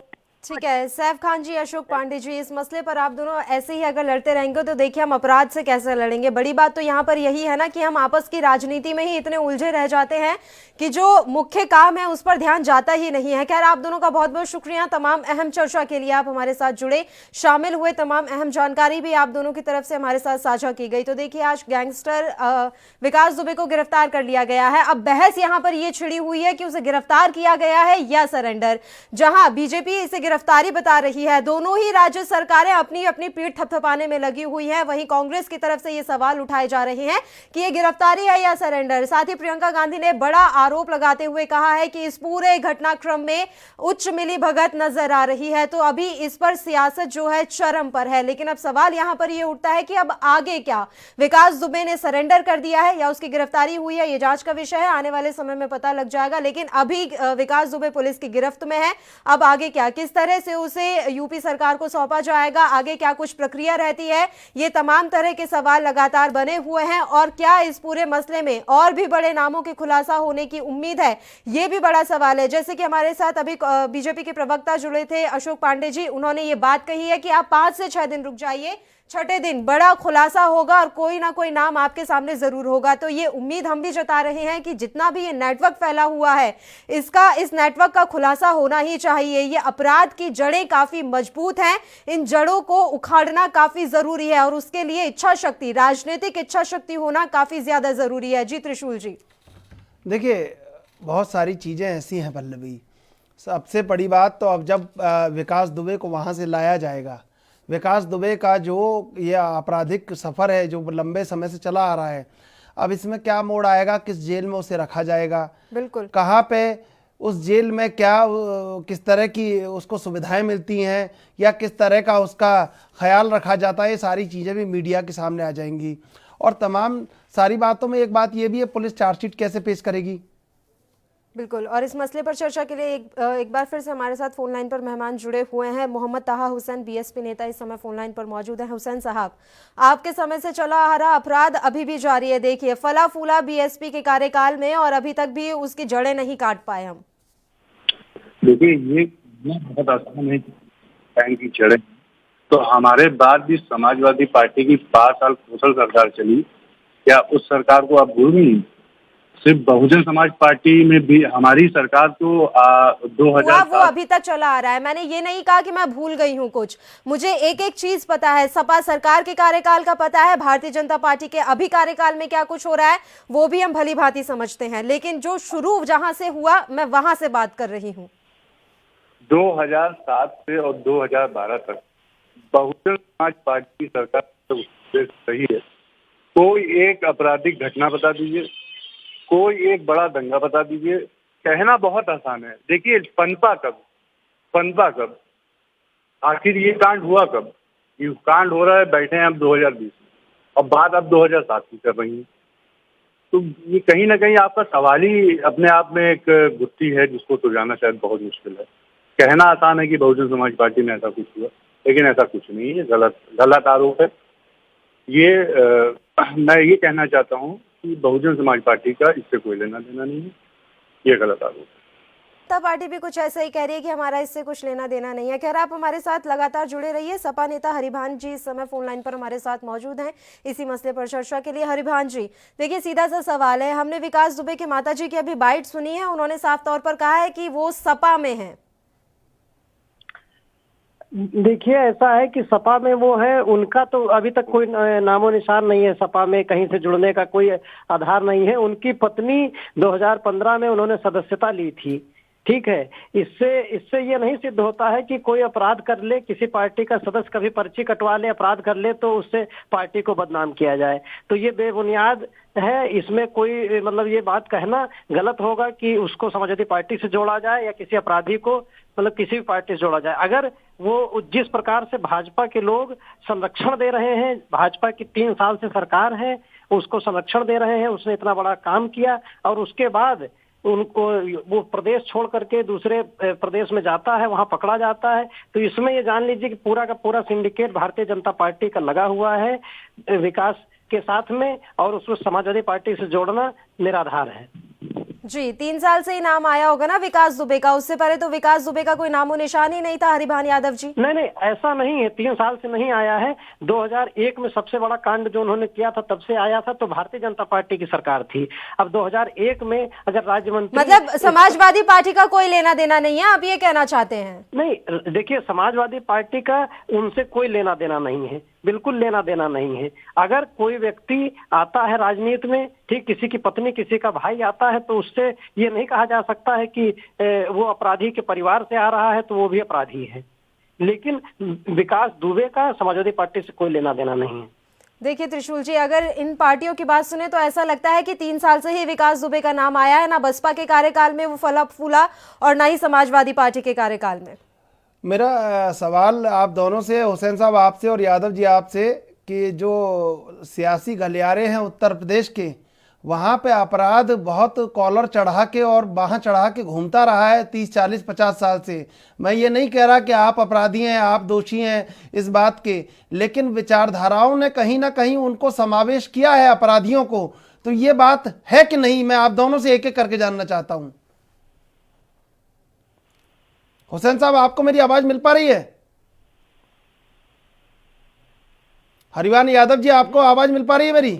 जी जी जी जी। हरिभान यादव जी, मेरा सवाल आपसे कि जो विचारधारा उत्तर प्रदेश के सियासी गलियारों में तमाम राजनीतिक दलों की थी, उसमें कहीं उनको पोषण मिला कि नहीं मिला अपराधियों को? नहीं, आपका कहना सही है, मैं इसको मानता हूँ। बस आपने कहा ये बहुत अच्छी बात है, आपने कहीं नैतिकता का ध्यान रखा। अब आप बताइए आगे क्या कहना चाहते हैं। बिल्कुल बिल्कुल, मैं मानता हूँ। देखिए, ऐसा तो उत्तर भारत के तमाम राज्यों में ये हुआ है, लेकिन इसमें ऐसा नहीं कहा जा सकता है, क्योंकि देखिए पिछले 30 सालों से उत्तर प्रदेश में सपा, बसपा और भाजपा तीनों पार्टियों की सरकारें रही हैं। इसमें पूर्ण बहुमत की भी रही हैं और गठबंधन की भी सरकारें रही हैं। और इन 30 सालों में जो है अपराध बढ़े भी हैं और बहुत से बड़े बड़े अपराधी जो है धराशायी भी किए गए हैं, बहुत से सिंडिकेट टूटे भी हैं। लेकिन इसमें जैसे हमसे प्रश्न जब किया गया कि ये समाजवादी पार्टी के मेंबर हैं या उनसे क्या लेना देना है, तो हमने उसका जवाब दिया कि किसी विकास दुबे के किसी अपराध से समाजवादी पार्टी का कोई लेना देना नहीं है। और इस एक बात मैं और स्पष्ट कहना चाहूंगा कि इस प्रकार से तमाम अपराधी आज भी लगभग सभी पार्टियों में हैं, मैं ये स्वीकार करता हूं। और सरकार का ये काम है कि उनको चिन्हित करें, उनको जो है उचित दंड दे, और जो न्यायालय में विचाराधीन है उनको उन पर जल्दी से जल्दी कार्रवाई करके बेनकाब करें। बिल्कुल। हुसैन साहब, आपको मेरी आवाज मिल पा रही है? जी जी, बोलिए। हुसैन साहब, यही सवाल मेरा आपसे है कि उत्तर प्रदेश के सियासी गलियारों में अपराधियों को बहुत पोषण मिला और तमाम राजनीतिक दलों ने उन्हें गले लगाया और बाहां चढ़ा के और कॉलर ऊंची करके अपराधी सियासी गलियारों में आंखें दिखाते हुए, मुंह छुमैठे हुए घूमते रहे। समावेश हुआ कि नहीं हुआ उनका? देखिए, मैं इतनी लंबी जहां तक उत्तर प्रदेश बहुजन समाज पार्टी से विकास दुबे को जोड़ा जा रहा है, तो मैं इतना कह सकता हूँ कि 2007 से 12 का कार्यकाल आपके सामने है, आपका पूरा जो रिजल्ट है आपके सामने है। या तो उत्तर प्रदेश में उस कार्यकाल में अपराधी प्रदेश छोड़ के भाग गए हैं, या तो अपने आप को सरेंडर करके जेल में चले गए हैं। कोई एक बड़ी गतिविधि बता दीजिए, कोई एक बड़ा दंगा बता दीजिए, कुछ बता दीजिए, लेकिन ये भारतीय जनता पार्टी की सरकार में हो रहा है। इस चीज को सुनिए। और मैं कहना चाहता हूँ, आज मीडिया के मंच पे अगर मुझे बुलाया गया है तो मैं कहना चाहता हूँ कि किसी राजनीतिक पार्टी से जोड़ने से बेहतर है ये सवाल उठाया अपने में जाना चाहिए कि उत्तर प्रदेश से एक अपराधी कैसे निकल गया इतनी हाई सिक्योरिटी, इतना हाई क्या कहते हैं बैरिकेडिंग होने के बाद। मध्य प्रदेश में क्यों उनको पकड़ा गया, क्यों उत्तर प्रदेश में नहीं पकड़ा गया? मेरा ये कहना है, आप अगर उसको राजनीतिक रूप देना चाह रहे हैं तो वो आपकी मानसिकता है, लेकिन अगर आप मुझसे बात पर कोई नहीं दे रहा है सर, मानसिकता पर सवाल मत खड़े कीजिए। यहाँ राजनीतिक रूप देने की कोई कोशिश नहीं कर रहा है। और जो सवाल आप कह रहे हैं वो लगातार सुबह से हम उठा रहे हैं कि इतनी सिक्योरिटी होने के बावजूद वो मध्य प्रदेश कैसे पहुंच गया, वो फरीदाबाद कैसे चला गया, वो नोएडा कैसा चला गया, ये तमाम सवाल हम भी उठा रहे हैं। लेकिन बात यहाँ पर यह है कि यूपी से अपराध खत्म होने का नाम नहीं ले रहा। बात यहाँ पर यह है, राजनीतिक इच्छा शक्ति की कमी हर पार्टी में रही है सर। मैं कह तो रहा हूँ 2012 का और नहीं तो बहन जो मुख्यमंत्री उत्तर प्रदेश से बना आप देख लीजिएगा अपराध खत्म होता है कि नहीं होता। आपके हिसाब से जब तक 8 पुलिसकर्मी शहीद ना हो जाएं तो उसे अपराध की श्रेणी में नहीं रखा जाएगा। छोटी मोटी घटनाएं कोई बड़ी बात नहीं होती है, आपका ये कहना है? नहीं, मेरा आपको थोड़ा सा रोक रहे हैं। इस समय उज्जैन के सीएसपी क्या कुछ कह रहे हैं, आपको सुनवा रहे हैं। तो विकास दुबे की सैंडल जब्त की गई है, जो वो दर्शन करने के लिए आया था, उसने रखा था। उसके बाद उसका गमछा, उसके बाद डॉग स्क्वाड टीम से पूरी सर्चिंग की गई मंदिर परिसर की, उसके मार्ग की कि कहीं उसने कुछ किया नहीं, लेकिन ऐसा कोई असमान अप्रिय कुछ नहीं पाया गया है। वो जब्त कर लिए गए हैं और बाकी अब इससे पूछताछ की जा रही है और ये कोशिश की जा रही है कि वो कैसे आया, किस और शायद किसने उसकी मदद की या मदद नहीं की या किस वाहन से आया, तो इन सब चीजों की भी जांच की जा रही है। सर, एक देवास गेट सर्कल में यूपी पासिंग कार भी मिली है, 2 वकील थे उसमें, क्या उससे लिंक है उसका? अभी ये जांच का विषय है। जो चीजें सामने है, जैसे जैसे जांच में आती जा रही है तो उसको उस स्तर पर चेक करके उसको वेरीफाई कराया जा रहा है कि उसका विकास दुबे से लिंक है या नहीं। सर, एक बात और सामने आ रही है कि उसने कोई आधार कार्ड बताया था जो पर्ची लेने के लिए वीआईपी, उसमें उसकी उम्र कम थी, तो वहां से भी उसको शंका हुई, ऐसा कुछ है? आधार कार्ड उसमें तो सबसे पहले जो सुरेश कहार जी है, इन्हीं ने उसको देखा, आइडेंटिफाई किया। उसके बाद उन्होंने जो घनश्याम मिश्रा जी है, लोकायुक्त पुलिस में है, तो उन लोकायुक्त पुलिस में घनश्याम मिश्रा जी को कॉल करके इन्होंने बताया, व्हाट्सएप भी किया एक फोटो कि ये मुझे लग रहा है कि वही है। तो मिश्रा जी ने चौकी में इन्फॉर्म किया कि आप दिखवा लीजिए। तो चौकी से एक जवान है विजय, वो उधर निगम गेट पे पहुंचा। साथ ही इन्होंने एक राहुल करके है महाकाल मंदिर सुरक्षा कर्मी में, जो इनका पहचान का है, उसको भी उन्होंने फोन किया और उसको बताया, व्हाट्सएप किया। सुबह से बता रहे थे, इसलिए तो आपके सामने ये सुरेश कहार जी, इन्होंने सबसे पहले देखा। 7:30 बजे का इनके यहाँ वीडियो फुटेज भी है, सीसीटीवी कैमरा लगा हुआ है, जहाँ इन्होंने सबसे पहले उसको देखा। सर, विकास दुबे अभी कहाँ है? और विकास दुबे से अभी पूछताछ की जा रही है। उससे सभी जो अधिकारी है, क्राइम की टीम है, साइबर है, सभी अपने अपने कोर्ट में पेश करने का है, कब करने? अभी तो उससे पूछताछ की जाएगी। पूछताछ करने के बाद जैसी चीजें स्पष्ट हो जाती है तो उसको कोर्ट में पेश कर दिया जाएगा। उसके बाद आपको स्पष्ट रूप से सब बताएगी। सर, महाकाल मंदिर को दर्शन उसने किए हैं या नहीं किए हैं, इसको संशय है? उसने दर्शन किए, महाकाल मंदिर में दर्शन किए। दर्शन करने के बाद निगम गेट पे उसको पकड़ा गया है।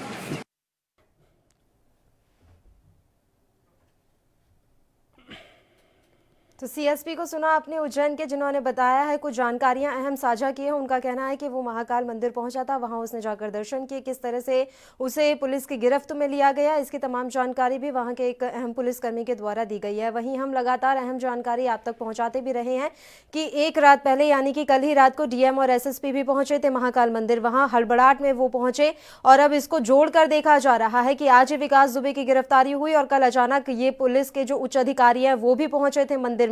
क्या इसका कोई कनेक्शन है? ये जो गुत्थी है वो लगातार उलझती जा रही है। जी त्रिशूल जी। बिल्कुल, मैं अब हरिवंश यादव और जो ताहा हुसैन हमारे साथ जुड़े हुए, उनसे एक सवाल इसी विषय पर लेना चाहूँगा। हरिवंश यादव जी, एक सवाल खड़ा होता है कि उत्तर प्रदेश, बिहार, इन राज्यों में अपराधी सियासी संरक्षण में फलते फूलते हैं, लेकिन अब जो सरकार, कहीं योगी सरकार आई थी तब ये धारणा थोड़ी निर्मूल साबित हो रही थी, लेकिन वो बलवती हो गई विकास दुबे के जैसे ही ये कांड सामने आया और विकास दुबे जिस तरह आज गिरफ्तार हुआ है।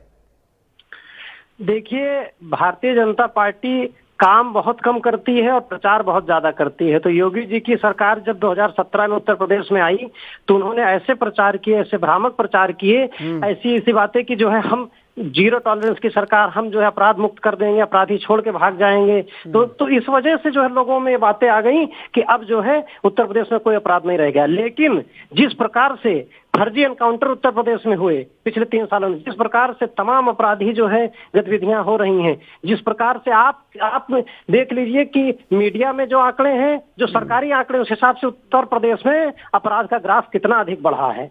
आप बताइए, आज से 2 साल पहले उत्तर प्रदेश की जेल में कुख्यात बदमाश मुन्ना बजरंगी की हत्या हो जाती जेल के अंदर, किसके राज में हुआ? और आज जो प्रकरण चल रहा है वो सबके सामने है कि एक व्यक्ति जिसका नाम प्रदेश में बहुत कम ही लोग जानते थे, उतना बड़ा अपराधी था, उसके बाद वो 8 पुलिस कर्मियों की डिप्टी एसपी रैंक के अधिकारियों की हत्या करके फरार हो जाता है। तो ऐसा नहीं है, अपराध बढ़ा है, सभी सरकारों से अधिक अपराध इस सरकार में हो रहे हैं और सरकार का और सत्ता का संरक्षण प्राप्त है इन अपराधियों को। ठीक है, हम लौटेंगे आपके पास हरिभान जी। ये सीधी तस्वीरें हम आप तक पहुंचा रहे हैं विकास दुबे के घर की। ये तस्वीरें जो नेस्तनाबूद कर दिया गया है अगर, ये तस्वीरें आप देख सकते हैं। जैसे ही विकास दुबे ये पूरी वारदात करके फरार हुआ था, उसके बाद ये कार्रवाई की गई, योगी सरकार की तरफ से बड़ी ये कार्रवाई की गई थी कि उसके 2 घरों को तहस नहस कर दिया गया था। उसी एक घर की तस्वीर एएनबी न्यूज आप तक पहुंचा रहा है। एक्सक्लूसिव ये तस्वीरें हैं, उसके पूरे घर को तोड़ दिया गया और ये टूटे हुए मकान की तस्वीरें एएनबी न्यूज आप तक पहुंचा रहा है। विकास दुबे ने जैसे ही कानपुर में एनकाउंटर किया, उसके बाद ये बड़ी कार्रवाई की गई है। विकास दुबे के घर को तोड़ा गया और आपको बता दें कि उसकी जो लग्जरी गाड़ियां थी उन्हें भी बुलडोजर की सहायता से पूरी तरह से चकनाचूर कर दिया गया था। ये तस्वीरें एएनबी न्यूज़ एक्सक्लूसिव तस्वीरें अपने दर्शकों तक पहुंचा रहा है। कानपुर का दरिंदा विकास दुबे, जो कि अब पुलिस की गिरफ्त में है, उसके फरार होने के बाद ही पुलिस कार्रवाई में लग गई थी। यूपी पुलिस ने बड़ी कार्रवाई करते हुए सरकार के निर्देशों पर विकास दुबे के जो घर थे उनको तोड़ दिया गया था, उसके पास जो कारें थी उन्हें भी पूरी तरह से चकनाचूर कर दिया गया था। हरिभान जी, मेरा एक सवाल है आपसे।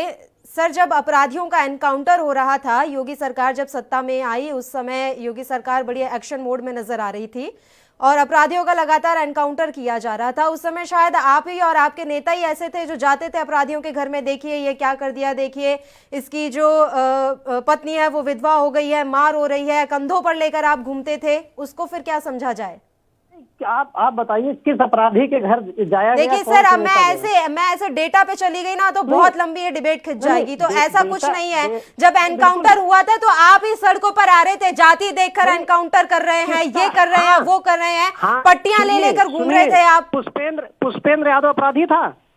बुंदेलखंड के पुष्पेंद्र यादव का एनकाउंटर फर्जी हो गया, वो अपराधी थे। जितेंद्र यादव का जो नोएडा में जिम चलाते थे वो अपराधी थे, उनका पुलिस ने एनकाउंटर किया। मतलब जितने भी एनकाउंटर हुए आपके नजर में वो सब के सब फर्जी थे? नहीं, मैं सब की बात नहीं, मैं तो 2 लोगों का उदाहरण दे दिया ना आपके सामने। आप मुझे उदाहरण दीजिए। और अगर अपराधी को मारा गया, अपराधियों को मुक्त किया गया, तो ये अपराध कैसे हो रहे हैं उत्तर प्रदेश में? विकास दुबे की तो हम बात ही नहीं कर रहे हैं सर। विकास दुबे का तो कब से चला आ रहा है।